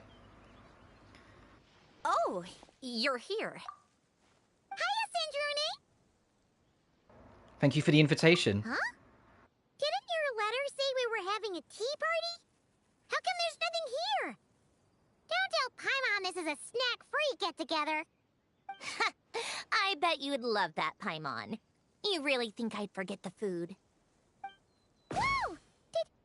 Did that table just appear out of thin air? Impressive, right? This is my newly developed portable tea table. It's easy to carry and store.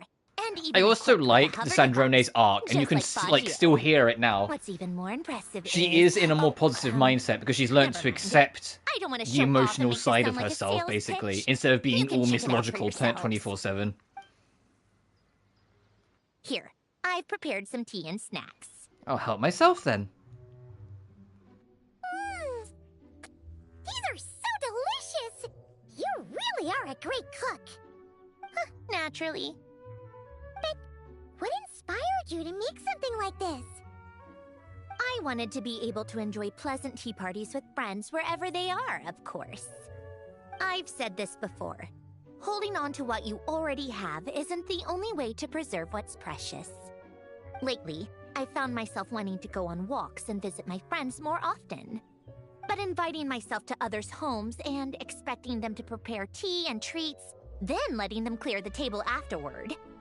It's hardly proper etiquette for a lady. Paimon doesn't think your friends would mind. I mind. Besides, a simple invention like this is no trouble at all for me. I can see you like it. Don't worry, I can make one for you too. Huh? Are you sure that's all right?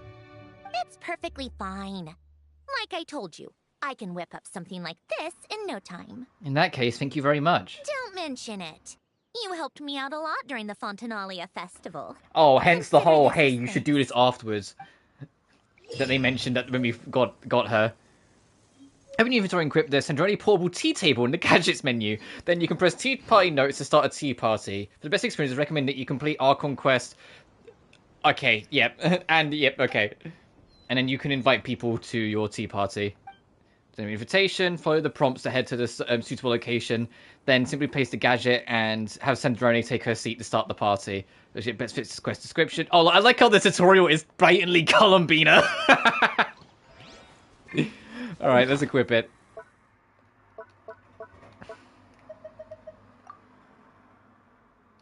I never used the 4th slot, so I'll do that.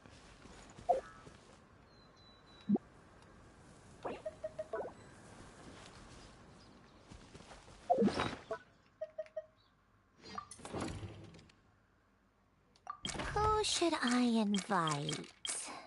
Oh, with the exception of Child, I own all of these. Oh, Anna Marianne, that's cute. You could invite fucking Hat Guy? I mean, yeah, they need to talk about the core. No, if I'm gonna invite anyone, we have to start with Columbina. Invitation accepted. Oh, that was immediate.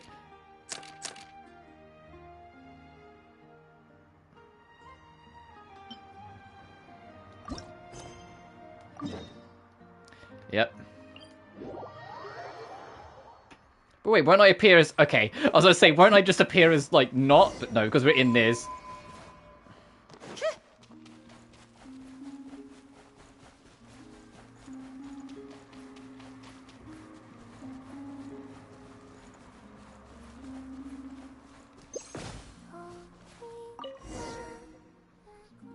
Are these voiced? I hope they are.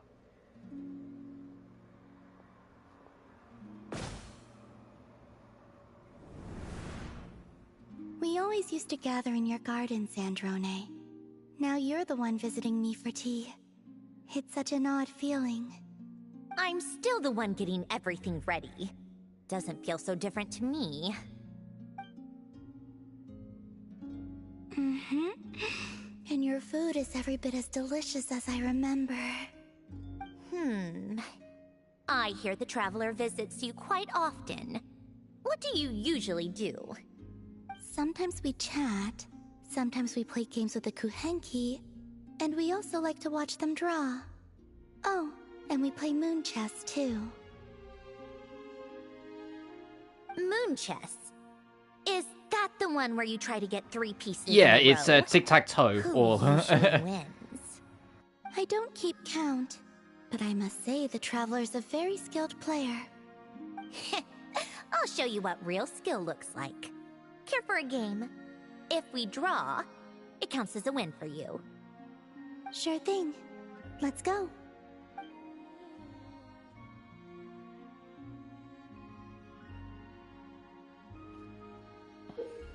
Yeah, I know how to play this. Oh, she's going, right.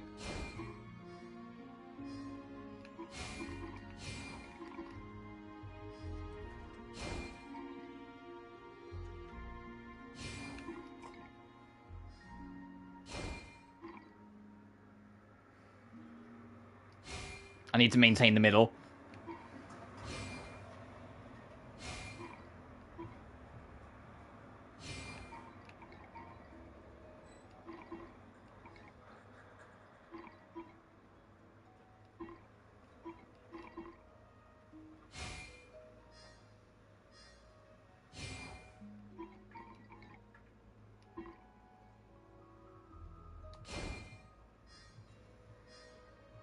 Oh, she won. Oh, whoops, I wasn't paying enough attention. Looks like you lost, Sandrone. I let you win. Really? Then why do you seem so worked up? Darn it! I want a rematch.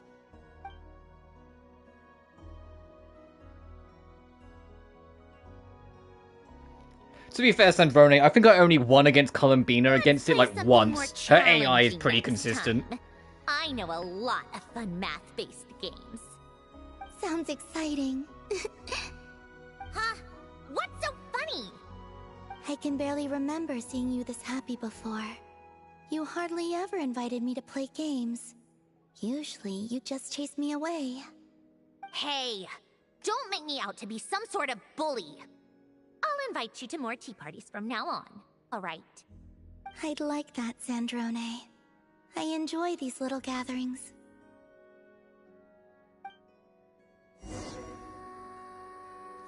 Aww. It's a lot of fun playing games. I look forward to doing it more often.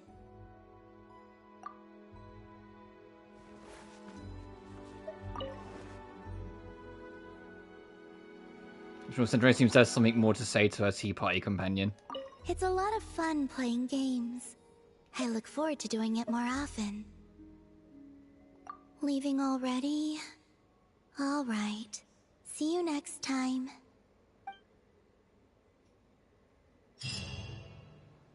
That was very nice. You know what my favorite interaction was? With Columbina when you come in here? Like, she doesn't do it anymore. She only really did it, like, when we first got to know her. But, like, walking in and her warping behind us to jump scare you. That was so fun. If you remember that from, like, Luna 1 when we first met Columbina. Like, but because she's grown, like, she knows not to really do that. So outside of, like, story stuff, she doesn't anymore. But like, that was so fun. Sometimes you just come in, wander in, and Columbina would just, like, appear behind you. Like a fucking Dark Souls boss.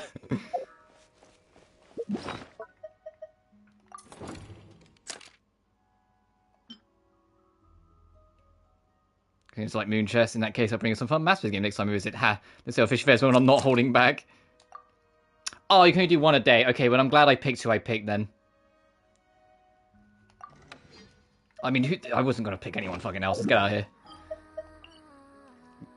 There's still a couple of things I want to do. Firstly, we need to go check out on this so we can get our buffs. I can't remember if there's any characters I use that are getting buffs from this. I don't think there is. Like, well, characters that I main use, I should say. Like, I know, like, Yae Miko is, like, a main one.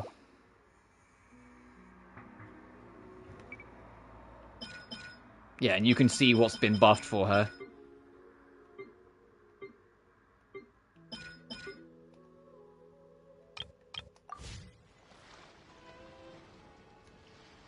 What? Is Paimon seeing things?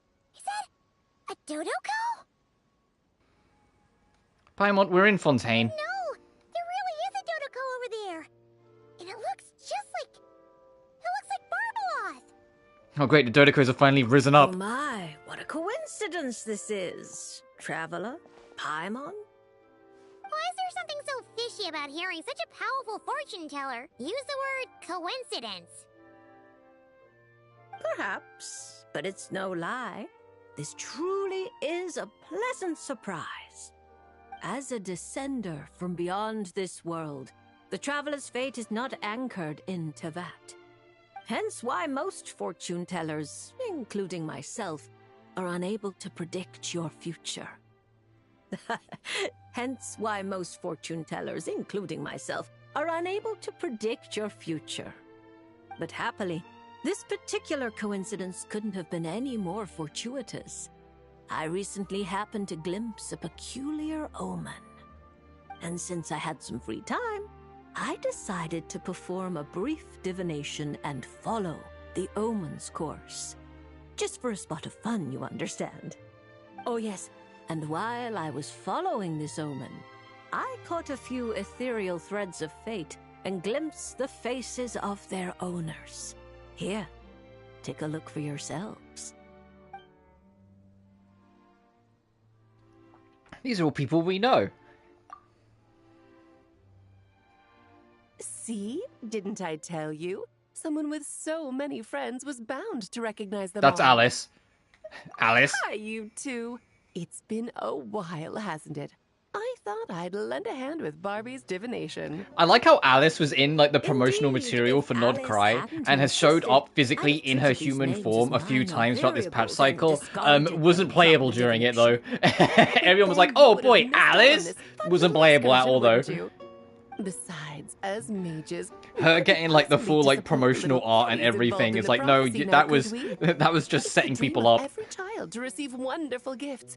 Go on. I think it will be like one Hexen Circle witch like per year Which is all to say, we simply had to that becomes playable, and I don't think Alice will be next. There's no point. Not that I know who will be next, but I don't think it will be Alice. I think Alice they are going to save for a while yet. Be able to adjust my divination. At the earliest, I think she'll be during Here Khaenri'ah. I am, seeking the Assuming they don't do another like side arc after offering them Snezhnaya like they did with this year with Nodcry. Which, to be fair, I hope they do more. Not only because I love this game and of course I want it to go on as long as possible, but because Nodcry has been so healthy for the game. Yes, it's been a slower year in terms of exploration, but the story being able to just kind of branch out and kind of stretch its legs and spread its wings separate from just, you know, the main arc on Gnosis quest all the time has been such a delight. And they even tied it back into it, so it feels like it's always been there.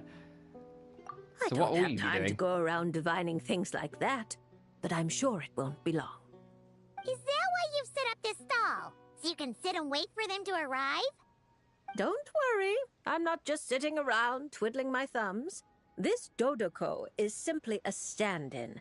I'm still working on my research. That's right. And I installed sensors on Barbie's Dodoko. As soon as the right person shows up, she'll receive an instant notification. And Dodoko will give a happy little wiggle to make sure our visitors are drawn on in. What are you doing back here? Take your arm off that. You'll knock my scryglass onto the floor. And hold that cup steady. I don't want you spilling hot chocolate on my manuscripts. All right, keep your hat on. Just 1 second. There you go, Barbie. This one's yours. I hardly put any sugar in it, I promise. When you say hardly any sugar, I can't help but feel like we're not speaking the same language. Back to business. After we followed up on Barbie's divination, I was hoping to gather everyone up, everyone involved, that is, and throw a huge party. I've even decided how we can send out the invitations. Don't worry, I've already picked out the most beautiful birds available. Picture it. In the dead of night, a huge, pure white bird flies through your window with a mysterious letter in its The beak. Dodoko was clipping through the hat, I saw that. A whole new world appears before your eyes. Unfortunately, as I told Alice, doing that would only serve to disrupt the path of fate.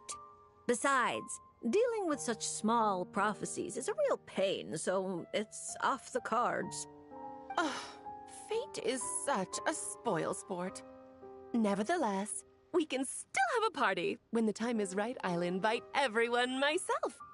And as I do hate waiting for parties, Traveler, Paimon, can I leave the job of bringing your friends here to this stall to you? Is that okay?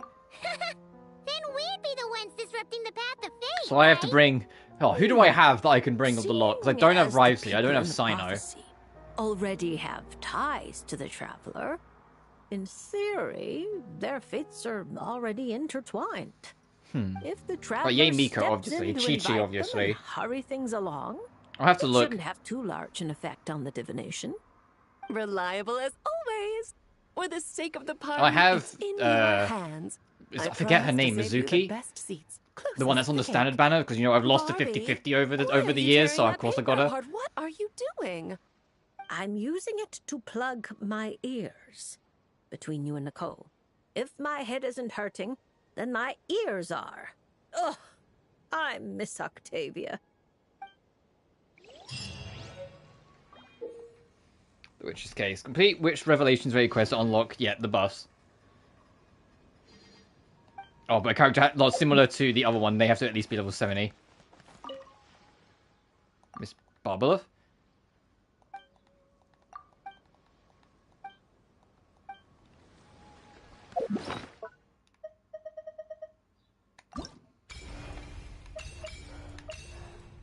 Oh, so we're going to do 2 of them, because I don't own Rivesley and Cyno, and I don't have these 2 at level 70.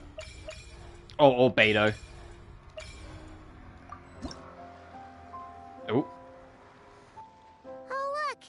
Miko's over there! Paimon gets the feeling things are about I still need to rebuild my Yay Miko, so this might be a good incentive. To be honest, ever since Yay Miko came out back in like 2.5, I've always been kind of off with the build I ended up making. I made what I felt worked and made the most sense at the time, but as time's gone on, I've just been less and less happy with how I built her. And I've always been kind of a bit like, with it, but eventually I do need to just rebuild her. Because I can see so much use out of her. Now with the buff as well, like I can already see in my mind's eye for like Spiral Abyss, like having her with Sandrone. You remember the Mikawa Flower Festival, And maybe right? even Run Shogun, get her off the Everything bench. turned out for the best, but it was a real headache to get there. And she made us sign ourselves away. But not this time. We're not the ones doing labor, so we definitely won't. Keep your voice down. Well, well, traveler, Paimon. To think we'd run into each other all the way out here in Fontaine. So, what are you... Oh! Miko! Did you hear that just now? No, I didn't hear a thing. But judging by your expression, I doubt it was anything... flattering? No, it's not like that. We're really Also, Miko, you're a long way from home. What brings you to Fontaine, anyway? Miko really got us this time. Why else would a poor, overworked editor-in-chief like me be here? I'm toiling away on Yai Publishing House business, of course. I had just bought a box of new books and was planning to take them back for my editors to study. Still, while strolling around the city, I overheard people talking about an unusually accurate fortune teller out here in the countryside. So I came to get a reading, if only to satisfy my curiosity. Huh? You're finished already? Why didn't you say so sooner?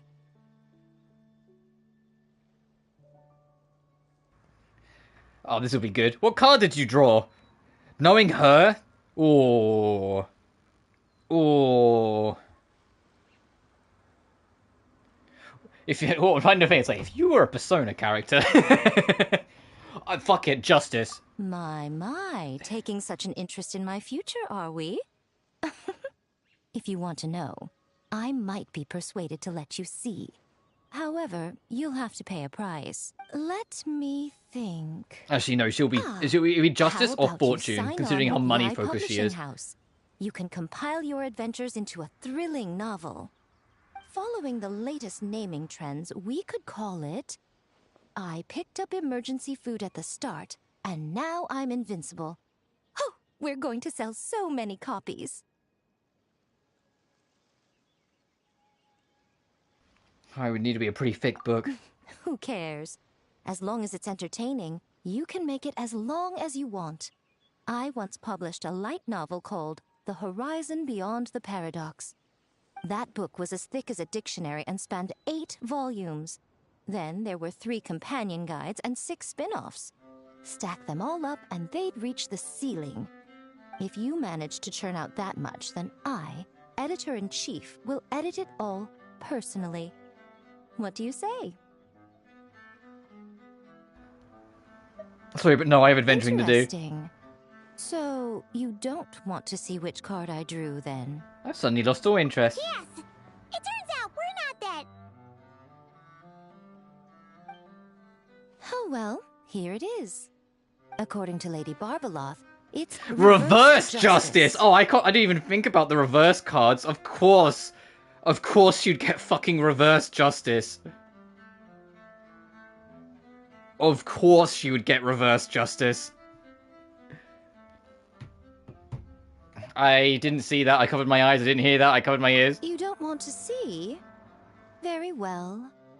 Since you have so little interest in divination, the next time you come for a fortune slip, don't expect me to help you draw. Come to think of it, you two have been visiting the shrine quite often lately to hang prayer plaques, haven't you? How about... Justice is a nice ring to it. Seriously? Even if it's reverse justice. So it would seem, but alas, the justice card I drew is reversed. Does that mean I'm some sort of outlaw, Lady Barbaloth? The card is named Justice, but it doesn't represent a just or unjust person. At least, not in a conventional sense. Perhaps it would be better to say, since it's currently reversed, it represents a dishonest person. Dishonest? Oh, there must be Well, it doesn't necessarily mean dishonest as in you're a liar. It means it more in a general sense. It can mean that you're in denial or something. All Paimon knows is that whenever Miko helps the traveler draw fortune slips, it's always great fortune. Well, that's because of her good luck. Or at least, her good luck whenever she's by my side. Luck. Now there's a fine choice of words. Reverse justice does indeed symbolize a distorted sort of cause and effect, imbalance, dishonesty, and dissatisfaction. As a yokai, you above all should understand. After all, the birth of a yokai is indelibly tied to desire. A yearning for something, an uncompleted dream, some unfinished undertaking, the pull of a certain emotion. All it takes is the slightest catalyst for these unsatisfied desires to take root and grow and sprout unexpected offshoots.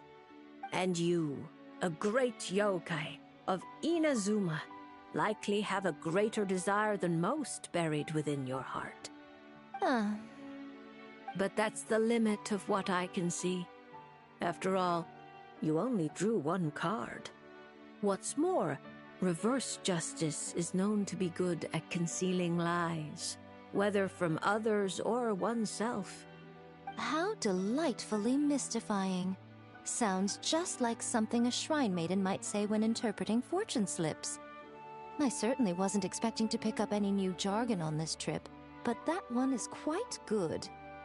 Still, as good as it is, it doesn't really align with our shrine's way of doing things. So perhaps I'd better not teach it to the shrine maidens after all. Anyway, thank you for the divination, Lady Mage. Should you ever have the chance, do pay a visit to the Grand Narukami Shrine and allow me to return the favor. What do you say? I'm afraid my hydromancy keeps me far too busy. I simply can't spare the time to dip my toes into other forms of fortune-telling. Though your fortune slips sound like something Nicole and Alice would enjoy. I'll be sure to tell them all about you. Wonderful. When the time comes, I shall personally preside over the drawing of fortune slips for your friends. I assure you, everyone will draw the most auspicious slips. Are we going to go straight into like the next one?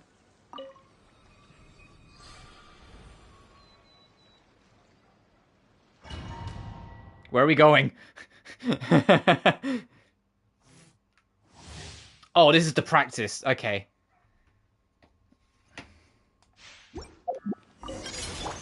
Whirling snow! Embrace the ice! Right here. Ha! Right now. Nothing lasts forever. Right here, right now. My apologies! Oh, Ayaka. Remember when like Ayaka was like the golden girl and everyone was looking forward to her? Show them. Sakura swirl. I think my favorite thing of note surrounding Ayaka, my favorite trivia, is that her character ID is straight up 1. Ayaka was the very first character ever made for Genshin. In fact, she ended up being a 2.0 character, just showed us something. They wanted to make sure when she was introduced right.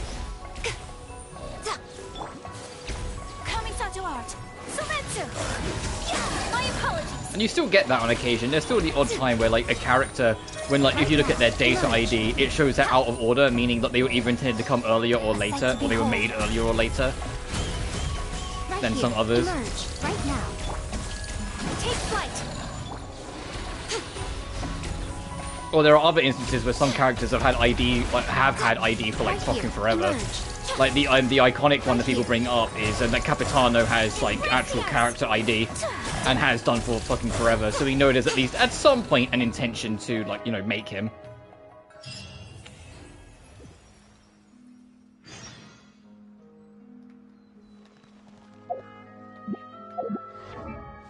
Oh, is this gonna make me go to? Oh no, right, it's Chi-Chi. The new talent.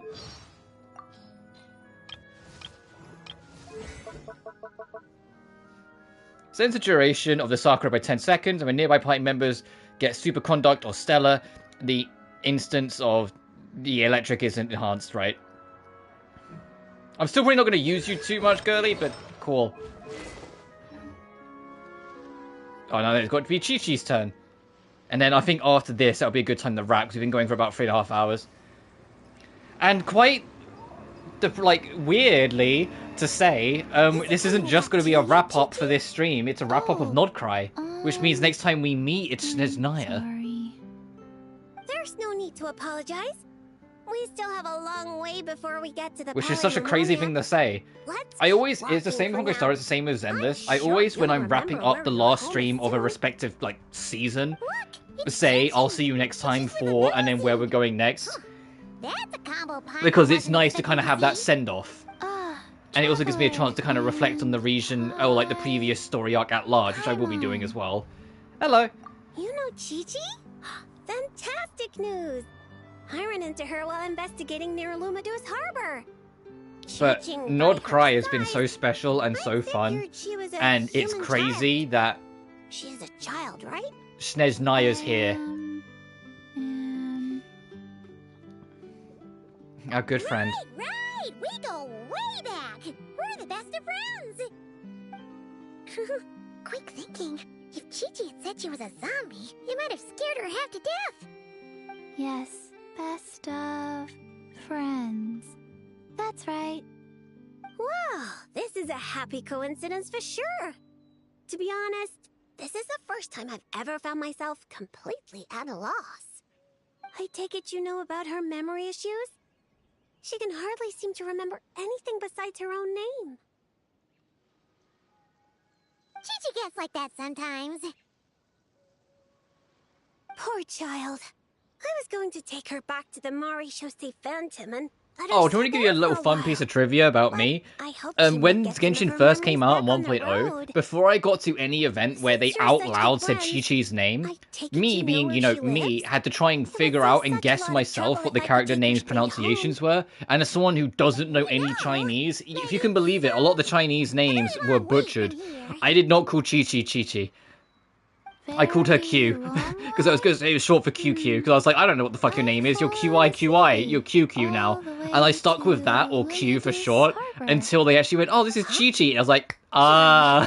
What happened before that? Before that, Dr. Baiju took me on his I'm not going to claim to be any kind of remote, like, master of, like, pronunciations. But I do feel like over the years, I've made a conscious effort to try and get better. And I feel like I am mostly, like, making the headway. So I'm never going to claim to be an expert. There's still a lot of pronunciations that I butcher. And I fully embrace that. Like, I apologize, it's just how it is. I'm not going to pretend that I know better. I know I don't.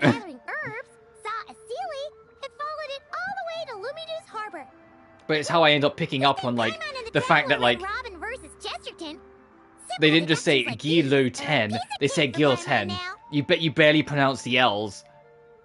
You know that's a book of work in fiction, right? Aha! Well, that checks out. I'll take Chi-Chi back to Ilong Wharf right away. Dr. Baiju is Chi-Chi's guardian, is he? He must be worried sick. Wait, those people in Barbarous Prophecy, wasn't Chi-Chi one of them? Oh, you're right. Paimon almost forgot about that. Barbaros, are you there? Can you hear us? Realistically, Chi-Chi's gonna either pull death, because she's technically deaf, or she's gonna pull something beyond death. Like, she's gonna get 14th Arcana onwards. She's not gonna get the first batch, I don't think. Because technically she's experienced death, but that death isn't new, so she might be in, like, you know, the journey between death to judgment now. Since you're here, Chi-Chi, why not let me read your fortune? Fortune? Oh dear, Barbie, allow me to interject. You're really not suited to talking to children, you know. You're scaring the poor girl. Let me take this one. Now listen closely. This is how you deliver a little surprise gift. Little Chi-Chi, like, I'm trying to think, like, Beidou will either be like Strength, Chariot, or Emperor, I think. Auntie Alice, the greatest witch in the world. Nice to meet you, Auntie Alice. Wrivesley. Sweet, polite little child.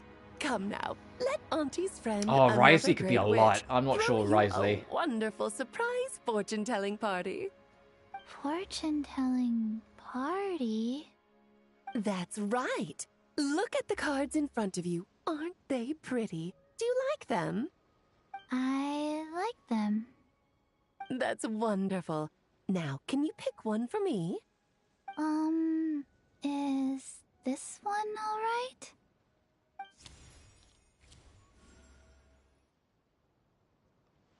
Of course. Is that Tower? And because you were so wonderfully well behaved. It's hard. I don't know, like, Genshin's art for the Arcana cards, because I don't fuck around with the, like, the witch's hideout really at all. I don't really care for it personally. Her reading.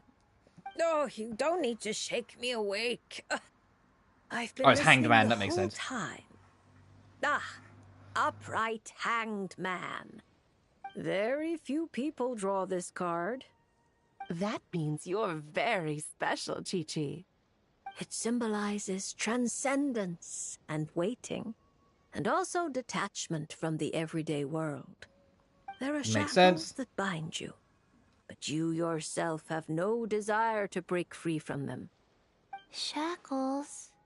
Do you mean my orders? At least on the surface, you wouldn't be wrong to understand things in such a way.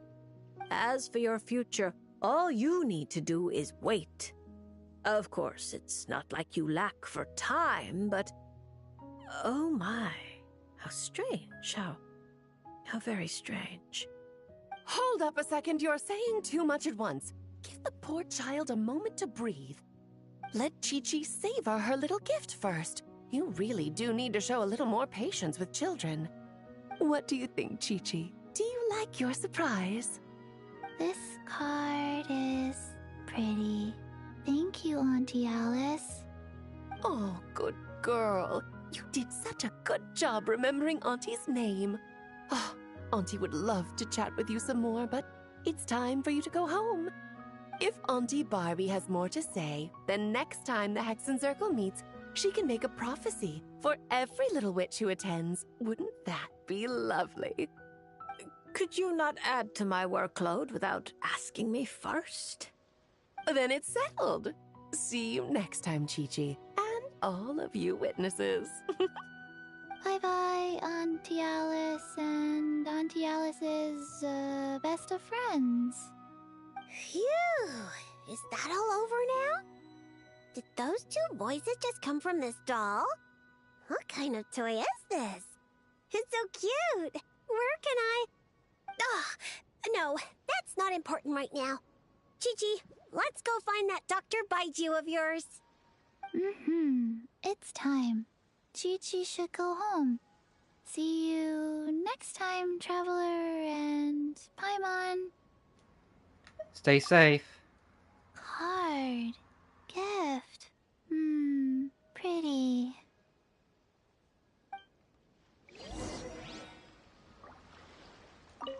Alright, now let's do this so she gets the buff, like, unlocked properly. I hope she's got extra, like, buddies. All characters in the party will be prevented from... Oh, yeah, standard. Sheeshing. Go. Opening box of Adepti tricks. With sword comes shadow.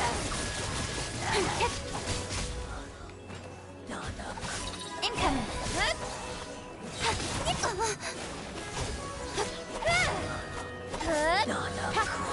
Nowhere to hide. This is mostly just Sheeshing, because Chi-Chi can only do so much. Oh, I feel like Chi... Oh, no, I think they said that the cooldowns would do. So I feel like the cooldown is way less. Don't blink. With sword comes shadow. Life goes on.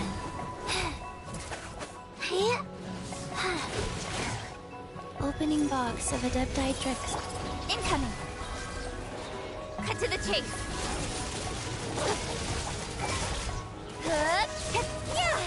Speed of light.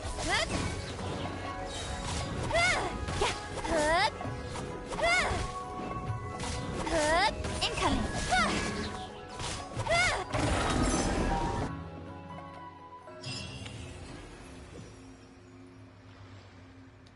Nice.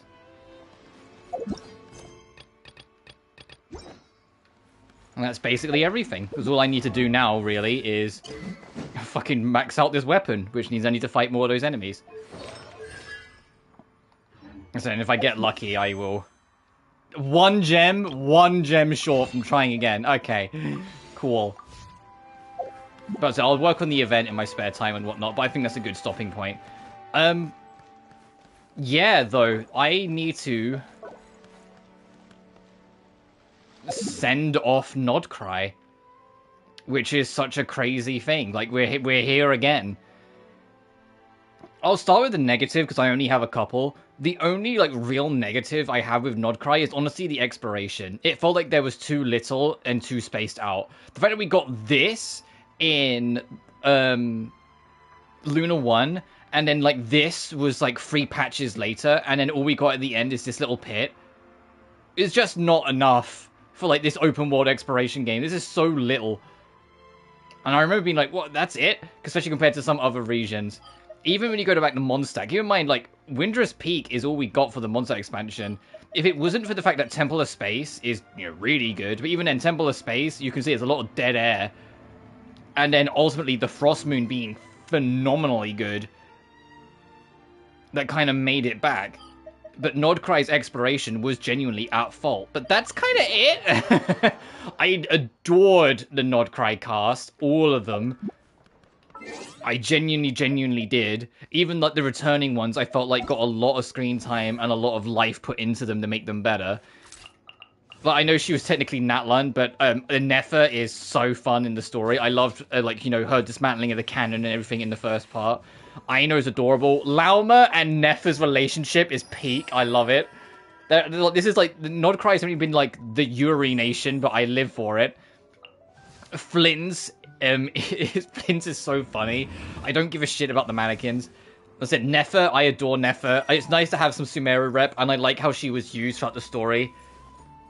With her spy network was also still being a little comic relief, even if against like her own well-being, just because of Lauma and how she can't say no to Lauma. Yehoda's my girl. I love Yehoda. Durin, getting to see him in action is so crazy after so long. I'm not the biggest fan of how his moveset works personally, but I really can't like say anything against him like beyond that. Bina is peak. I adore what they did with Columbina. I love her the bits, and I can't wait for her rerun in 3 weeks just so I can get the fucking C6. Eatlua, his, I don't think I covered it all on stream, but his, event quest was genuinely really nice. Shibai was with the Chinese New Year event, so I didn't really get to cover it, but that was really nice as well. Varka, my man, he's so fucking funny.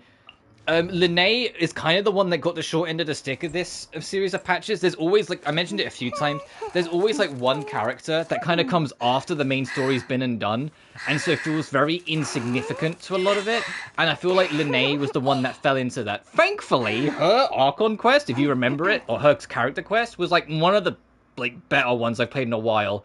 I was extremely emotionally connected to her, and I loved the story dynamic she had with her sister. Prune is probably my least favorite character of the new bunch. I just don't care. She just kind of showed up out of nowhere. It felt like, in a way, and I just didn't really care for her that much.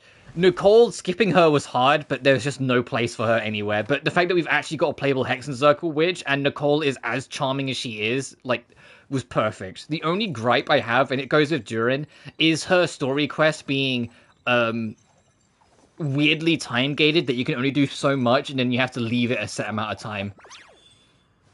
I wasn't the biggest fan of that with Durin, and I didn't really like the fact that it came back with Nicole. I like to actually just sit down and do the story. Lohen is hilarious. I genuinely think Lohen is great. He's such a fucking freak, but I love him for it. And then, of course, Sandrone to send off the patch. Who could be better? I adored Nodcry arc as a whole, and Sandrone was such a core part of what made it all so damn fun. And I'm glad that they decided to send it off with her.